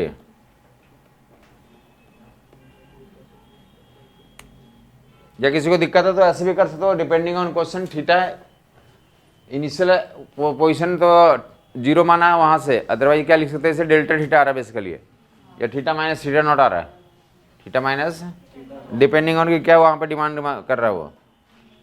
तो थीटा का वैल्यू तो ओमेगा डी टी कर लेंगे, ओमेगा नॉट ये रख दोगे, omega naught plus 80 plus B t square by 2 integrate कर दोगे,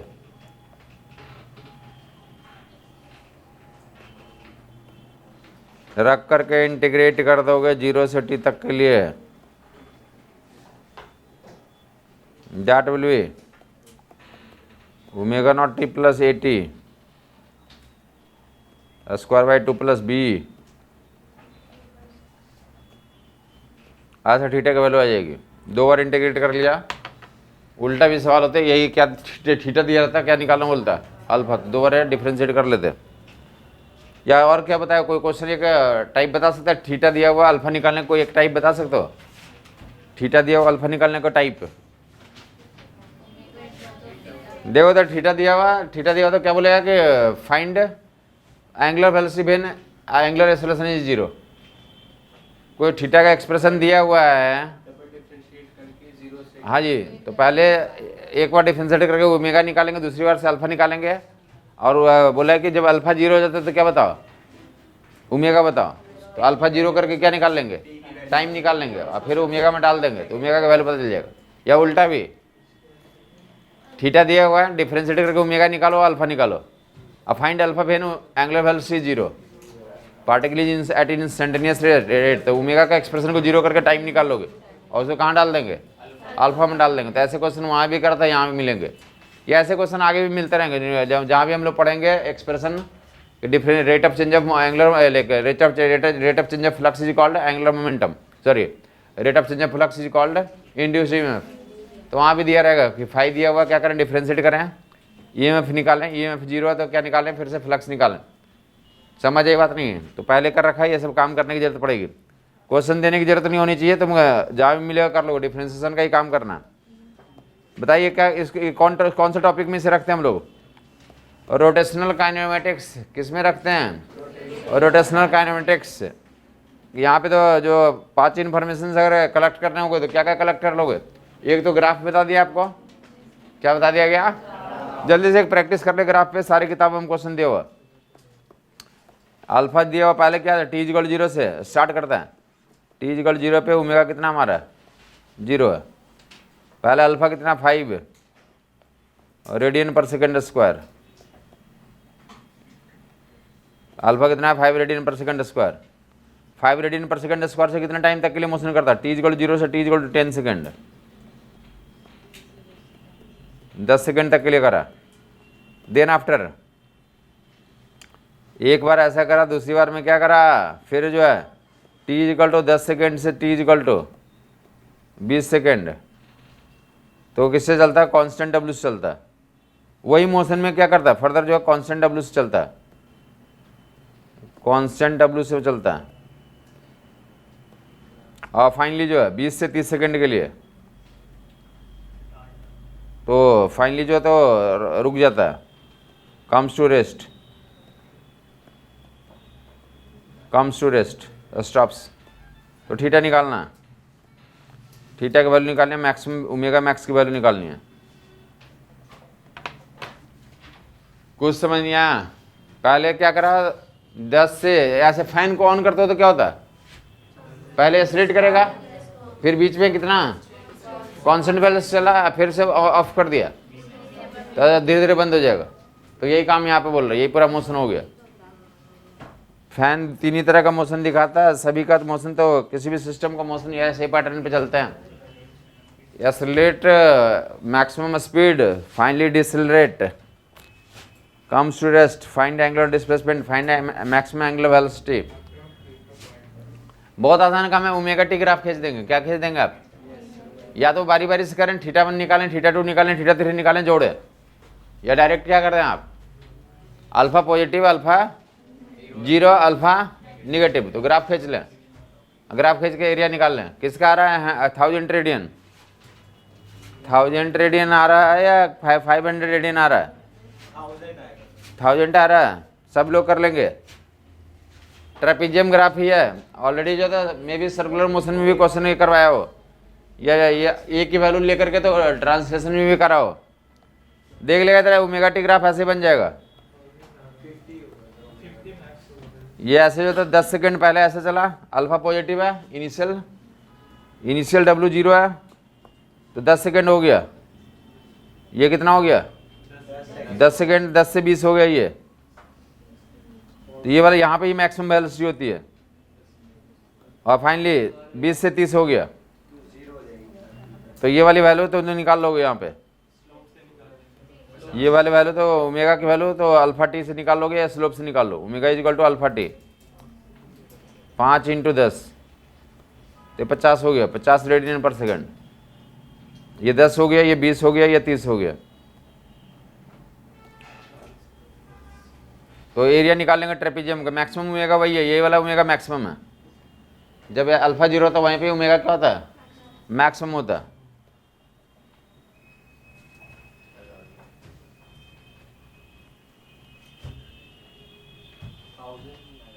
हाँ जी, एरिया निकालो ट्रेपेजियम का, ट्रेपेजियम का एरिया निकाल लोगे तो हाफ इंटू मैक्स, दोनों पैरेलल साइड के बीच का डिस्टेंस इतना, और मैक्सिमम पैरेलल साइड्स की जो तो एडिशन, तो 1000 आ जाएगा।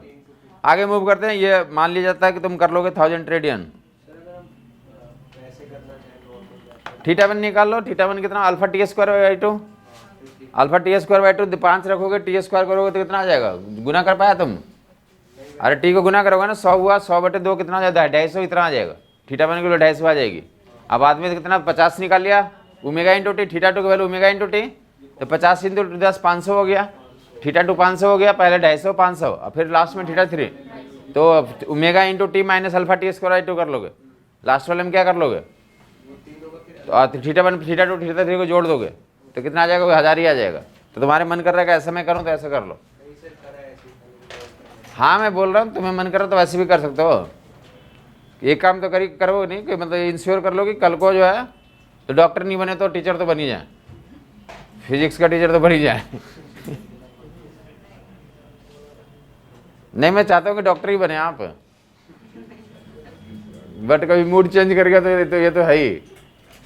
तो टीचर बनोगे तो दो नियम बताओगे एटलीस्ट कि हाँ एक तो ग्राफ से बना लेना, एक किससे बनाओगे, थीटा 1 थीटा 3, और जल्दी जल्दी ऐसे ही कर दोगे कैलकुलेशन। तुम पहले अल्फा थीटा 1 निकालो, अल्फा T1 स्क्वायर बाई 2, 10 का स्क्वायर करो 100 हुआ, 100 बटे 2 करो 50 हुआ, 50 गुने 5 करो 250 हो गया बस।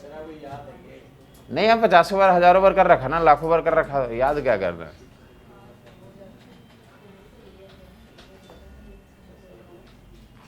समझ आ गया होगा लोगों को। तुम भी कोशिश करोगे, तुम ऐसा आंख बंद करो तुम भी सोचोगे ना, तुम्हारे अंदर भी होना शुरू हो जाएगा थीटा 1 थीटा 2 थीटा 3। ये जो है तो हम लोग किस में घुसे हैं, एमआई में घुसे हैं। एमआई का वही रोल है जो वहाँ पे किसका रोल था, मास क्या करता था। 6 टॉपिक बताया आपको, याद होगा कौन कौन से टॉपिक, आज 5 क्वेश्चन 4 क्वेश्चन रहते हैं, ज़्यादा भी रह जाते हैं। बताया रोटेशनल काइनेमेटिक्स, दूसरा टॉपिक मोमेंट ऑफ इनर्शिया, तीसरा टॉर्क, चौथा एंगुलर मोमेंटम, पांचवा एनर्जी कंजर्वेशन बर्कलेरी थ्योरम। 5 हो गया ना, अब 5 क्वेश्चन में 5 में से 3 से 4 क्वेश्चन पक्का ही रहेंगे। एक मोमेंट ऑफ इनर्शिया से ले लो, एक टॉर्क से ले लो, एक एंगुलर मोमेंटम से ले लो। और इन सभी जगहों पे तो मे बी जो काइनेमेटिक्स वाला पार्ट है उसके इंडिविजुअल क्वेश्चन ना होकर के क्या होते हैं, इनका यूज काइनेमेटिक्स का यूज टॉर्क में हो जाएगा, काइनेमेटिक्स का यूज एंगुलर मोमेंटम में हो जाएगा। ना समझ में आई बात, क्योंकि एंगुलर मोमेंटम का फार्मूला तुम्हें पता होगा IW होता है, तो W निकालोगे कहाँ से, तो W निकालोगे वहीं से, omega equal to omega 0 plus alpha T से, ओमेगा इक्वल टू, समझ आई बात नहीं आई, omega equal to omega 0 T से निकालेंगे W निकल गया तो IW कर लेंगे तो क्या बन जाएगा हमारा, एंगुलर मोमेंटम बन जाएगा। तो जो पहला जो टॉपिक है रोटेशनल काइनेमेटिक्स, उसका एप्लीकेशन कहाँ पे होता रहता है, अदर टॉपिक्स में होता रहेगा। एक्सक्लूसिव कम क्वेश्चन आते, पहले आते थे, आजकल कम ही आते हैं एक्सक्लूसिव, कि सिर्फ रोटेशनल काइनेमेटिक्स से तो क्वेश्चन आ जाए। Omega equal to omega 0 plus alpha T से तो ओमेगा और ओमेगा नॉट और टी दिया हुआ अल्फा निकालो, यहाँ तक क्वेश्चन तो नहीं माना जाता। एक एक्सेल पहले आया एंगल स्टॉपिंग एंगल निकालने वाला क्वेश्चन आया, omega square equal to omega naught square plus 2 alpha theta वाला, कितना एंगल में घूमने के बाद रुक जाएगा। समझ आई बात, वहाँ पे जो टाइम उसी में लगता है क्योंकि रेवोल्यूशन में दिए रहेंगे, रेडियन में चेंज करो, ये चेंज करने में टाइम लगता है, कैलकुलेशन करना पड़ता है, 2 पाई पाई ये सब का कैलकुलेशन आएगा तो वो करना पड़ेगा। समझ आएगी बात। तो रोटेशनल काइनेमेटिक्स फार्मूला आपको समझ में आ गया, इंटीग्रेट कर दोगे अल्फा को 2 बार तो क्या मिल जाएगा, थीटा। तो एक ये प्रोबेबिलिटी क्वेश्चन की बनती है, ओमेगा को इंटीग्रेट करके तो अल्फा निकालो, ओमेगा को इंटीग्रेट करके थीटा निकालो, ओमेगा को डिफरेंशिएट करके अल्फा निकालो। ग्राफ आपको बता ही दिया, nth सेकंड का फार्मूला बता दिया। समझ आई बात। तो फार्मूले का तो मास्टरी तुम कर लोगे, वो एग्जैक्टली तो ट्रांसलेशन के पैटर्न पे चल रहा है। तो दूसरा टॉपिक क्या था हमारे पास, moment of inertia. Moment of inertia का फिर से यूज कहाँ पे होता रहेगा, पढ़ेंगे यहाँ पे, लेकिन फिर से ये रोलिंग में यूज होता रहेगा, या एसएचएम पढ़ोगे वहाँ भी आ जाएगा। किसी भी टॉपिक में मोमेंट ऑफ इनर्शिया पढ़ लेंगे तो उसका यूज होता रहेगा। मोमेंट ऑफ मास का क्या रोल होता था बताओगे तुम, अरे मास से ही तो मोटा मोटी बनता है आदमी, मोटा मोटी क्यों बनता है, मोटी किसको बोलते हैं, मास ज़्यादा तो मोटा बोलेंगे। क्यों बोलेंगे मोटा, क्योंकि खिसक नहीं पाता, वो खिसकाना पड़ता है उसको। समझ आई बात नहीं आई। तो वैसे क्या होगा यहाँ पे, वहाँ पे मोर मास मोर इनर्शिया, मोटा रहेगा, मोटा चिपका ही रहेगा, खिसकेगा ही नहीं। बात क्लियर हो गई। तो वहां पे जो रोल मास का था वही यहाँ पे क्या होगा, रोलर। रोलर का नाम सुना ना, हाँ जी, रोड पे जो रोलर रखा रहता है उस पर कभी ट्राई किया क्या उसको घुमाने के लिए। बच्चे लोग किसको घुमाते हैं, अरे टायर को घुमा लेते हैं। क्यों घुमा लेते हैं, क्योंकि उसका मोमेंट ऑफ इनर्शिया कम है, उसका मोमेंट ऑफ इनर्शिया, इसलिए क्या बोलते हैं उसके अंदर, और रोटेशनल इनर्शिया उसका कम है, टायर का रोटेशनल इनर्शिया, तो उसके अंदर छोटा सा फोर्स लगाओगे टॉर्क डेवलप होगा, तो अपने आप ही क्या करना शुरू हो जाएगा, घूमना शुरू हो जाएगा। जबकि रोलर का मोमेंट ऑफ इनर्शिया ज्यादा है, मास से हमें कोई मिलता है, बोलते डायरेक्ट मोमेंट ऑफ इनर्शिया ज्यादा है,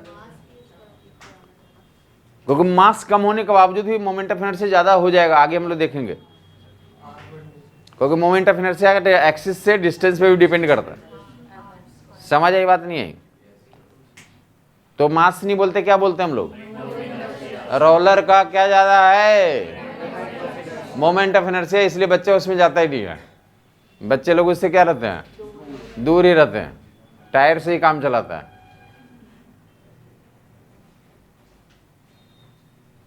क्लियर हो गया? तो रुका हुआ है रोलर, तो उसको घुमाने में तो हमें ज्यादा टॉर्क लगाना पड़ता है। क्यों लगाना पड़ता है? क्योंकि उसके अंदर रोटेशनल इनर्शिया ज्यादा है। क्या उसका रोटेशनल इनर्शिया ज्यादा है। समझ आ गई बात? ठीक। अब उल्टा बोलो, ऑलरेडी कोई टायर चल रहा है, साइकिल का पहिया निकल गया चलते चलते, तुम्हारे सामने आ रहा था, तुम्हें उससे रोकने की कोशिश करोगे, जबकि रोलर तुम्हारी तरफ आ रहा है,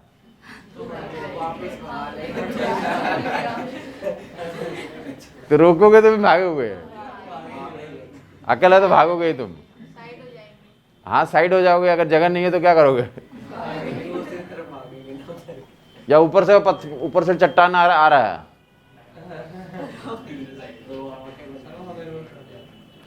तो समझ आई बात नहीं है? तो क्यों भागते हो तुम? क्योंकि उसके अंदर रोटेशनल वो इनर्शिया ज्यादा है, तो उसको रोकने के लिए तो ज्यादा चाहिए हमें टॉर्क। क्या चाहिए? ज्यादा टॉर्क चाहिए। फैन को कभी रोका है क्या? अरे काफी लोग घर पे तो ट्राई करते होगा, जो हिम्मत वाले लोग होते, चालाक होते, तो इसको बीच में ऐसे रख करके तो प्रेस करते हो, जिसके कारण क्या डेवलप होता है, उसके अंदर फ्रिक्शन डेवलप होता है। फ्रिक्शन डेवलप होता है तो फ्रिक्शन फोर्स टॉर्क लगाता है, तो स्लो होते जाता है। समझ आई बात नहीं? तो इसको तुम स्टॉप करने के लिए ट्राई करते हो, बट जो है रोलर वगैरह का कभी ट्राई नहीं करते। बात क्लियर हो गई? तो वहां पे क्या ज्यादा है, अगर रुका हुआ तो उसको स्टार्ट करने में ज्यादा लगाना पड़ेगा, या चल रहा है तो रोकने में कौन से वहां पे मोशन को रोक रहे हो, रोटेशनल मोशन को रोक रहे हो, कौन सा मोशन को रोक रहे हैं हम लोग? क्लियर बात हो रही है? तो जो मास का रोल वहां पे था ट्रांसलेशन में, वही रोल यहाँ पे किसका रोल होगा? मोमेंट ऑफ इनर्शिया का। यही रोल यहाँ पे किसका होगा? और बता रखा लोगों को मोमेंट ऑफ इनर्शिया क्या होता है, कैसी फिजिकल क्वांटिटी है? Neither scalar nor vector. Moment of inertia क्या नाम से पुकारते हैं? Tensor. Neither scalar nor vector बोलते हैं, क्या नाम से पुकारते हैं? टेंसर। टेंसर यूज नहीं करते हैं, क्या नाम यूज करते हैं हम लोग? Neither scalar nor vector. Actual term क्या था? टेंसर ही आता है। एक्चुअल टर्म क्या आता है? टेंसर। बट तुम्हारे सिलेबस में टेंसर मेंशन नहीं किया गया। क्या मेंशन कर किया जाता है भी? तो scalar vector, both scalar vector, neither scalar nor vector. तो मोमेंट ऑफ इनर्शिया किस कैटेगरी में जाएगा? Neither scalar. क्यों ऐसा होता है? क्योंकि इसकी वैल्यू एक्सिस चेंज करने से चेंज हो जाएगी। मोमेंट ऑफ इनर्शिया की वैल्यू परमानेंट नहीं होगा, एक्सिस चेंज करोगे तो क्या हो जाता है? चेंज हो जाएगा। इसलिए इस तरह की फिजिकल क्वांटिटी को नाइदर स्केलर नॉर वेक्टर बोलते हैं। स्केलर होने के लिए क्या होना चाहिए? मैग्नीट्यूड परमानेंट होना चाहिए किसी भी एक्सिस का अबाउट। मैग्नीट्यूड परमानेंट होना चाहिए किसी भी एक्सिस का अबाउट, तो उसे क्या बोल देंगे? स्केलर। एक्स एक्सिस में भी, वाई एक्सिस में, जेड एक्सिस में, किसी भी एक्सिस में क्या हो हमारा? मैग्नीट्यूड सेम हो ऑब्जेक्ट का, तो उस फिजिकल क्वांटिटी को क्या बोलते हैं? स्केलर। और एक्सिस चेंज करने से तो मैग्नीट्यूड क्या हो जाए हमारा? चेंज कर जाए, तो उसे क्या बोलते हैं? Neither scalar nor vector. Neither scalar nor vector. अरे मोमेंट ऑफ इनर्शिया में ऐसा होता है। चलें आप स्केलर का डिफिनेशन बता दें साहब। मैग्नीट्यूड चेंज, मैग्नीट्यूड होना चाहिए और चेंज नहीं करना चाहिए, तो क्या कहलाएगा? स्केलर। और टेंसर का definition, tensor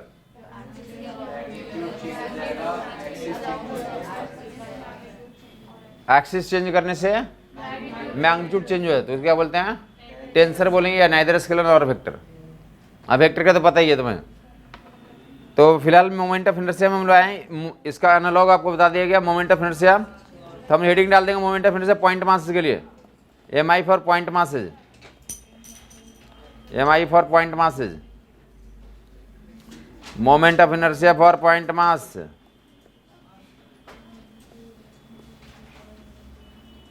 moment of inertia for point मास।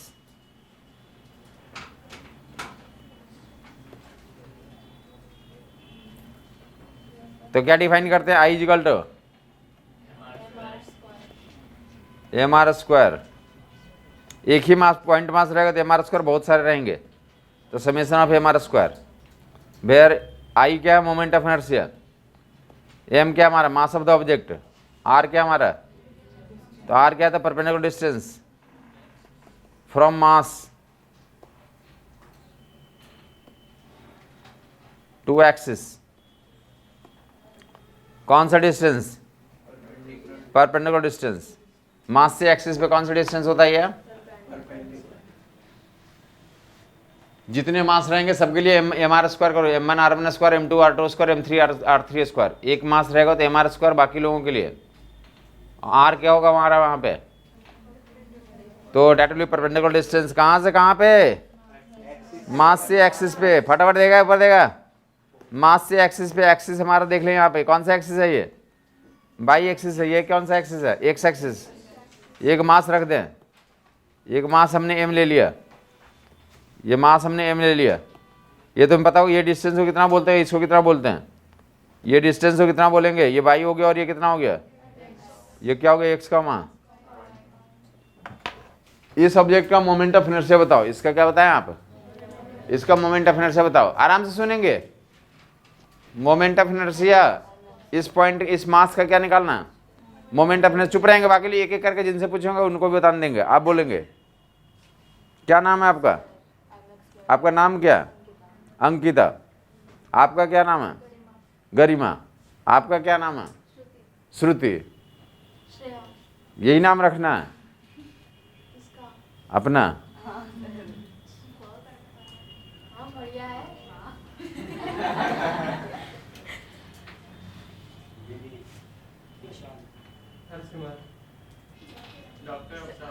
हाँ जी, आपसे ये पूछा जा रहा था कि अपना नाम तो कम से कम चेंज करें। क्या नाम है, डॉक्टर, डॉक्टर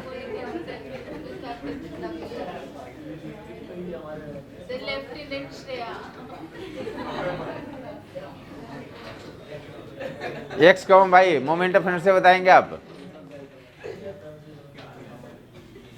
इस मास का, ये कैपिटल एम मास का मोमेंट ऑफ इनर्शिया आप बताएंगे। चुप रहेंगे, क्या नाम है आपका, चुप रहेंगे बाकी लोग।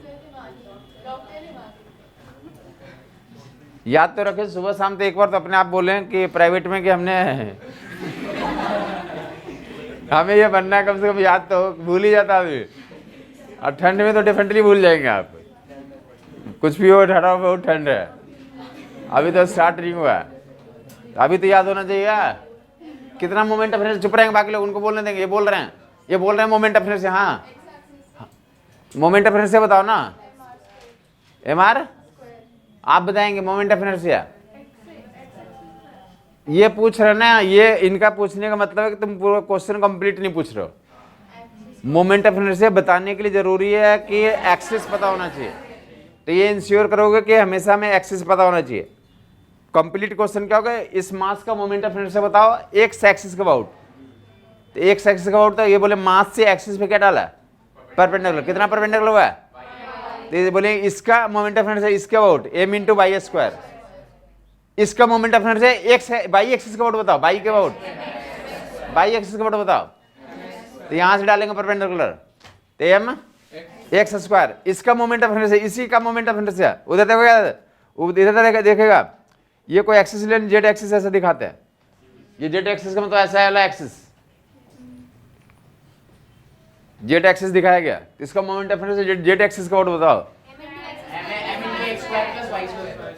तो जेड एक्सिस का अबाउट, ये एक्सिस हो गया, यहां से परपेंडिकुलर डालोगे ऐसे, यहां से मास से एक्सिस पे क्या डालेंगे, परपेंडिकुलर। समझ आ गया होगा। मोमेंट ऑफ इनर्शिया अलग अलग एक्सिस का अबाउट क्या गया उसी मास का, एक्स का अबाउट ए स्क्वायर, वाई का about m x square, z का अबाउट। तो ये डिस्टेंस क्या पाइथागोरस से निकाल लोगे, तो ये आर डिस्टेंस की वैल्यू पता, तो I into R square M are square. अब इतना जो है तो मोमेंट ऑफ इनर्शिया के जो भी क्वेश्चन होते हैं तो अगर जोड़ना आपको आता हो तो कर लोगे तुम। पॉइंट मास का ऑब्जेक्ट प्रोसेस हो या कंटिन्यूस ऑब्जेक्ट का प्रोसेस हो, अगर आपको ऐड करने आता है, यहाँ पे तो एक ही मास था तो कोई ऐड करने की कोई जरूरत नहीं पड़ी। बट आगे चल के क्या होगा, हमारा बहुत सारे मासेज होंगे, सबका मोमेंट ऑफ इनर्शिया किसी पार्टिकुलर एक्सिस का वोट निकालना होगा, तो सभी मास से क्या करेंगे, परपेंडिकुलर डालेंगे और मास इंटू परपेंडिकुलर डिस्टेंस का स्क्वायर करके जोड़ते जाएंगे, आपका आंसर आ जाएगा। अगर आपको जोड़ना आता तो डेफिनेटली आंसर निकाल लोगे। यहाँ पे बाकी कर लेगा, आर स्क्वायर की वैल्यू कितनी हो जाएगी,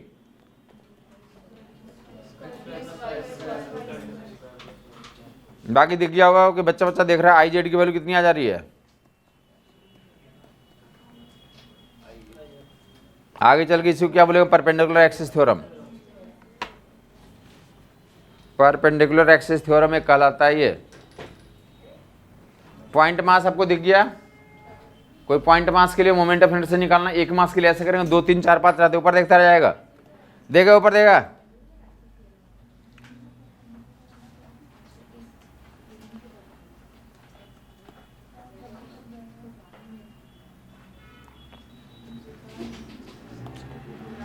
M1 M2 दो मासेज हैं, M1 M2 दो मासेज हैं, M1 M2 दो मासेज हैं, दोनों के बीच का डिस्टेंस आ रहा है, ऊपर देगा, बातचीत नहीं करे, ऊपर देगा। कितने मासेज दिख रहे हैं आपको। अब ये डायग्राम उतारने का कोई मीनिंग नहीं है, हजारों क्वेश्चन इस पे बनाए जा सकते हैं, ऊपर देखता रहेगा। अगर बोल दिया कि ये कोई एक्सिस ये है, इसका अबाउट मोमेंट ऑफ इनर्शिया बताओ, इस एक्सिस का अबाउट, इसका अबाउट, तो इसका जीरो हो गया, इसका जीरो हो गया, इसका कितना यहां से डालोगे, m2r स्क्वायर कितना हो गया। इस सिस्टम का मोमेंट ऑफ इनर्शिया किसके अबाउट, तो जो एक्सिस दिखाया है उसके अबाउट कितना हो गया, तो m2r स्क्वायर। इसके अबाउट बताओगे,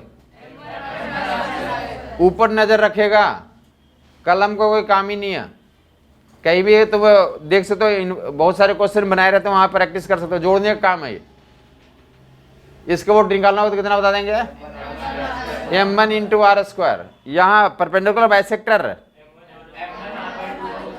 परपेंडिकुलर बाइसेक्टर यहाँ से r/2 हो गया, यहाँ से भी r/2 हो गया, m1 इंटू r/2 का whole square, m2 into r/2 का whole square, m1 plus m2 into r square by 4, m1 plus m2। समझ आ गई बात। आप कोई एक्सिस दीजिए, कोई बता सकते हैं कोई एक्सिस इसमें, जैसे हमने एक एक्सिस वहां से पास करवाया, एक यहाँ से पास करवाया, एक यहाँ से पास करवा दिया, आपको कोई ऐसा आ रहा है। ये बोल रहे हैं m1 के क्लोज वाला कोई एक्सिस लो, ये बोल रहे हैं m1 ये r/3 पे है, यहां से r/3 दिया हुआ, तो अलग आंसर आ जाएगा। r/3 तो कितना आ जाएगा, m1 इंटू r/3 का whole square, m2 into 2r/3 का होल स्क्वायर। ऐसा कर लोगे तो आपको नहीं लगता कि ऐसे एक्सिस देते रहे तो लेके गेम चलता रहेगा, लग रहा है ना ऐसा। समझ आई बात नहीं। पॉइंट मास में तो आपको जो है एक ऐसा एक्सिस भी ले ले, दोनों मास उसी पॉइंट मास उसी एक्सिस पे आ गए, तो मोमेंट ऑफ इनर्शिया कितना हो गया, समझ आ गया होगा लोगों को। तो अब देखिएगा ऊपर, आप बताया था लोगों को कि m1 m2 का क्या होता है, सेंटर ऑफ मास होता है, सेंटर ऑफ मास एक्सिस का अबाउट निकाले हैं, moment of inertia about centre of mass axis. सब लोग बताएगा centre of mass axis, centre of mass axis, centre of mass का अबाउट क्या बताया था, मिनिमम होता है। सेंटर ऑफ मास एक्सिस का होता क्या है, मिनिमम होता है। ये x पर मान लिया सेंटर ऑफ मास का डिस्टेंस, सेंटर ऑफ मास का डिस्टेंस m1 से कितनी दूरी पे, x1 दूरी पे। बताओगे x1 की वैल्यू कितनी होती है, चुप रहेगा, बाकी लोग इनको बोलने देगा, r/m2 बाई m1 प्लस, तुम बताओगे ये सेंटर ऑफ मास से इसकी दूरी x2 है, x2 की वैल्यू इनको बोलने दे, बगल वाले को, चुप रहेगा बाकी लोग, तुम्हें बोलना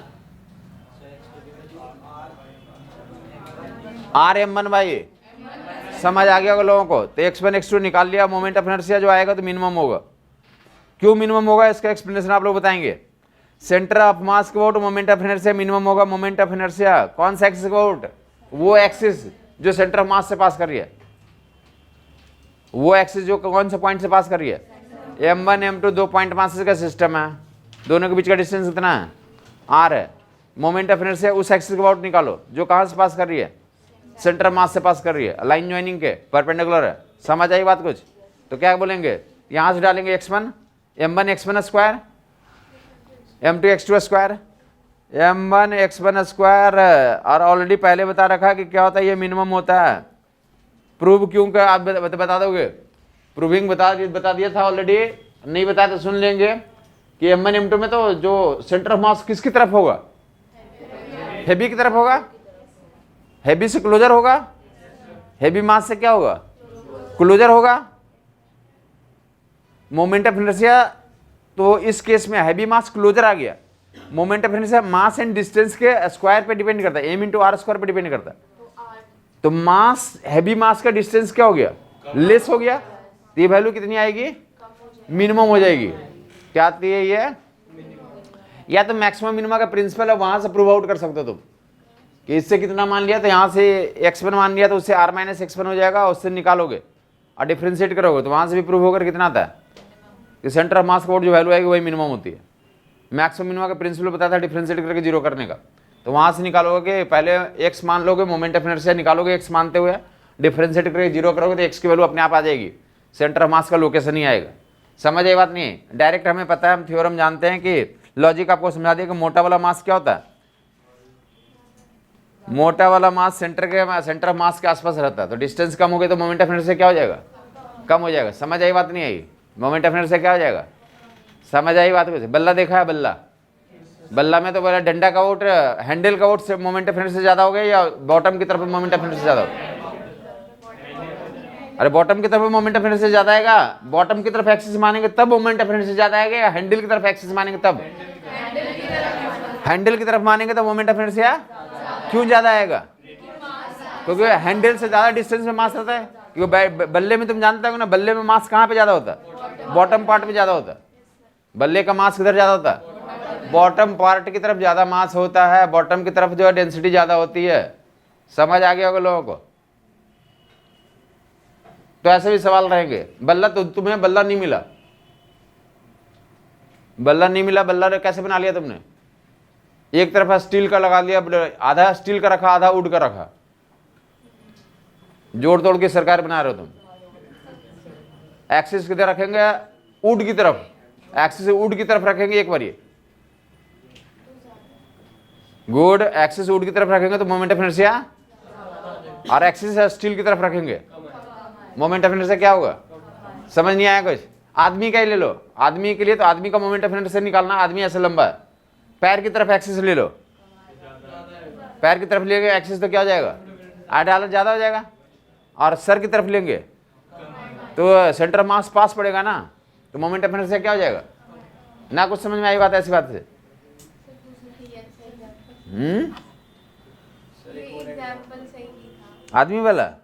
आदमी वाला मैं ऐसे बोल रहा हूं, आदमी है, एक बार एक्सिस ऐसा लिया,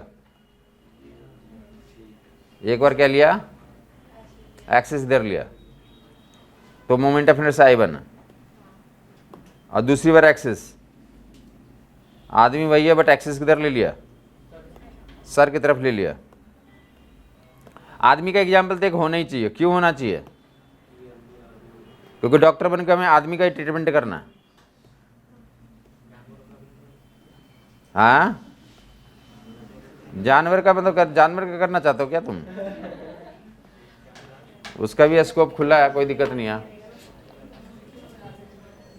तुम बताओ किसके मोमेंट ऑफ इनर्शिया ज्यादा होगा, क्यों होगा? I1 ज्यादा होगा या I2 ज्यादा होगा? I2 ज्यादा होगा। सेंटर ऑफ मास से एक्सिस से है बेटा, एक्सिस से देखते हैं तो एक्सिस से मास ज्यादा दूरी पे किधर होगा? अरे इधर का मास ज्यादा होता है ना, तुम्हें पता नहीं ये वाला पोर्शन का मास क्या होता है, ज्यादा होता है। ये जो ज्यादा दूरी पे है, जबकि ये वाला इस केस में क्या हो गया, पास में ही आ गया। ना समझ में आया अभी तक? ये बात बोली जा रही थी। ब्रेन का मास देख रहे हैं।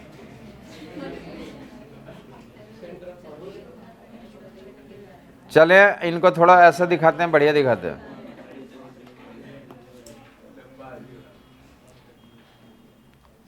इनको उनको इससे परेशानी हो रही है कि पैर जो छोटा नहीं है।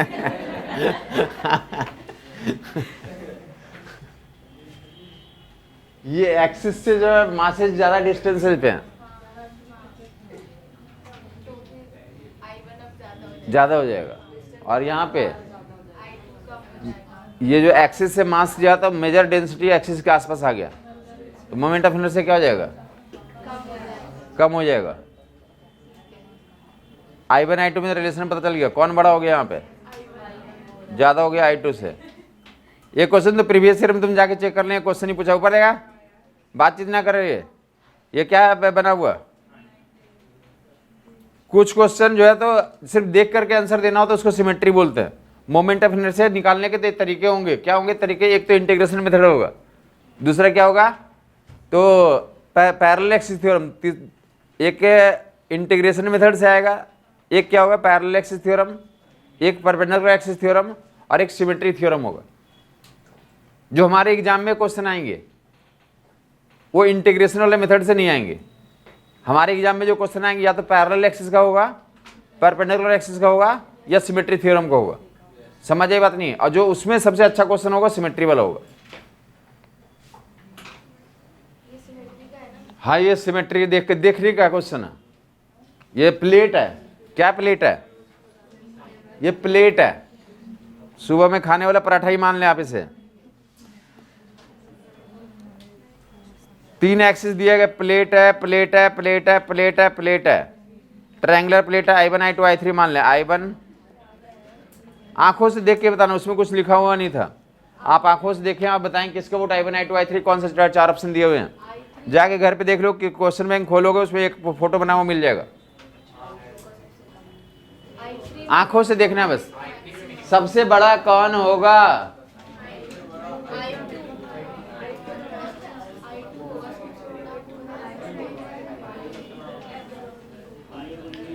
सबसे बड़ा कौन सा होगा? गुड, I2 होगा, क्योंकि I2 एक्सिस का वोट मास क्या हमारा? I2 एक्सिस का मास ज्यादा डिस्टेंस पे है, ये वाला डिस्टेंस ज्योमेट्रिकली ज्यादा दिख रहा है ना, कुछ समझ आया बात? तो I2 क्या होगा हमारा? I2 मैक्सिमम होगा, देन आफ्टर क्या आएगा? और सबसे कम, क्योंकि I3 में मास क्या? मेजर मास उसके एक्सिस के क्लोज है। तो 4 ऑप्शन बस इतने पे आइडेंटिफाई हो जाएगा। हाँ जी, 4 ऑप्शन में तो ऐसा तुम एनालिसिस कर लो, कुछ भी नहीं दिया हो, जाके फोटो देख लोगे। वैसे से फोटो बनाया हुआ ट्रायंगुलर प्लेट है, which of the following is true, बोला कि इसका वोट I1 है, इसका वोट I2 है, इसका वोट I3। खत्म हुई बात। देखने का कार्यक्रम होता, आपको दिखना चाहिए कि ज्यादा दूरी पे है कम दूरी पे। ज्यादा दूरी पे तो मोमेंट ऑफ इनर्शिया है। थ्योरेटिकल क्वेश्चन क्या पूछ रहे हैं? मोमेंट ऑफ इनर्शिया किस पे डिपेंड करता है? तो मोमेंट ऑफ इनर्शिया मास पे डिपेंड करता है। मास एक्सिस से, मास से एक्सिस के डिस्टेंस पे डिपेंड करता है। एक्सिस का वोट मास के डिस्ट्रीब्यूशन पे डिपेंड करता है। एक्सिस का वोट मास के डिस्ट्रीब्यूशन पे डिपेंड करता है। एक्सिस का वोट मास के डिस्ट्रीब्यूशन पे डिपेंड करता है। कुछ समझ नहीं आई बात? एम, हाँ जी, ये बोला कि ये ट्रायंगुलर प्लेट है। ट्रायंगुलर प्लेट का होता है ट्रायंगुलर प्लेट, उसमें मास पूरे एरिया पे भरा हुआ। तो बोला कि कौन सा एक्सिस का vote moment of inertia greatest होगा। तो तरीका क्या देखने का? एक्सिस से ज्यादा डिस्टेंस पे मास होगा, एक्सिस से फारदेस्ट डिस्टेंस पे मास होगा, तो उस केस में मोमेंट ऑफ इनर्शिया की पॉसिबिलिटी क्या होगी? ज्यादा होगी। और एक्सिस के क्लोजर मास होगा। तो ये इस केस में अगर ये एक्सिस लेते हैं तो इसके एक्सिस के आसपास ज्यादा मास है, जबकि जब I2 लेते हैं आंखों से दिखना चाहिए आपको कि ये लंबाई ज्यादा है, ये लंबाई, तो मास इंटू डिस्टेंस का स्क्वायर से, तो इस केस में मोमेंट ऑफ इनर्शिया क्या हो जाएगा? तो ये कौन सा एक्सिस का वोट है? I2 का वोट, ये डिस्टेंस सबसे ज्यादा है, तो मोमेंट ऑफ इनर्शिया इसका वोट सबसे ज्यादा। देन आफ्टर इसका वोट, तो ये डिस्टेंस ज्यादा है, ये डिस्टेंस ज्यादा, तो I1 का वोट फिर आ जाएगा। और सबसे कम डिस्टेंस किस में है? I3 का वोट, तो I3 का मोमेंट ऑफ इनर्शिया क्या होगा हमारा? अभी तुम्हें समझ नहीं आएगा, थोड़ा बहुत आया। मास इक्वली डिस्ट्रीब्यूटेड। इसमें खाली एक्सिस कंसीडर करके हाँ इसमें देख रहे हैं ऐसा ही एक सिमेट्री का क्वेश्चन होता है जहाँ पे सिर्फ लॉजिक लगा के काम करते हैं। वो बल्ला उल्ला का एग्जाम्पल दिया था, बल्ला उल्ला में वैसे ही होता है। वो भी सवाल ही है, वो भी सवाल है। हाँ जी, सवाल का एक पार्ट ये है कि ऐसा एक स्टील और वुड बनाया हुआ है, एक पार्ट क्या हमारे दोनों आइडेंटिकल हैं। ये सारे सवाल का ही फॉर्म है। जिनको लग रहा था कि मैं मजाक कर रहा हूँ वो गलत सोच रहे थे। वुड है और स्टील है, इधर एक्सिस ले लें और दूसरी बार क्या ले लें आप, एक्सिस इधर ले लें। I1 I2 कौन सा ग्रेटर है? बातचीत नहीं करे, बातचीत नहीं करे। एक बार इधर ले लिया, एक बार इधर ले लिया। I1 I2 हमने स्टील लिख दिया, मे बी वो एल्युमिनियम लिख दें, कुछ और लिख लें, तो आप डेंसिटी पे कंसिडर करोगे तो किस केस में बताएंगे? क्यों ज़्यादा होगा? समझ आ गया होगा लोगों को? यहाँ पे स्टील की डेंसिटी ज़्यादा होती है तो ज़्यादा दूरी पे है, तो I1 इज मोर देन। ये सवाल ये आगे इसका एक पार्ट मोमेंट ऑफ ये लाइक टॉर्क से भी जुड़ेगा। इसका एक पार्ट किससे जुड़ेगा? वो मोमेंट ऑफ इनर्शिया ज़्यादा हो गया तो क्या हो जाएगा उस केस में? मोमेंट ऑफ इनर्शिया, चलें फिलहाल वो आगे देख लेंगे। बाकी जो है तो मोमेंट ऑफ इनर्शिया समझ में आ गया लोगों को।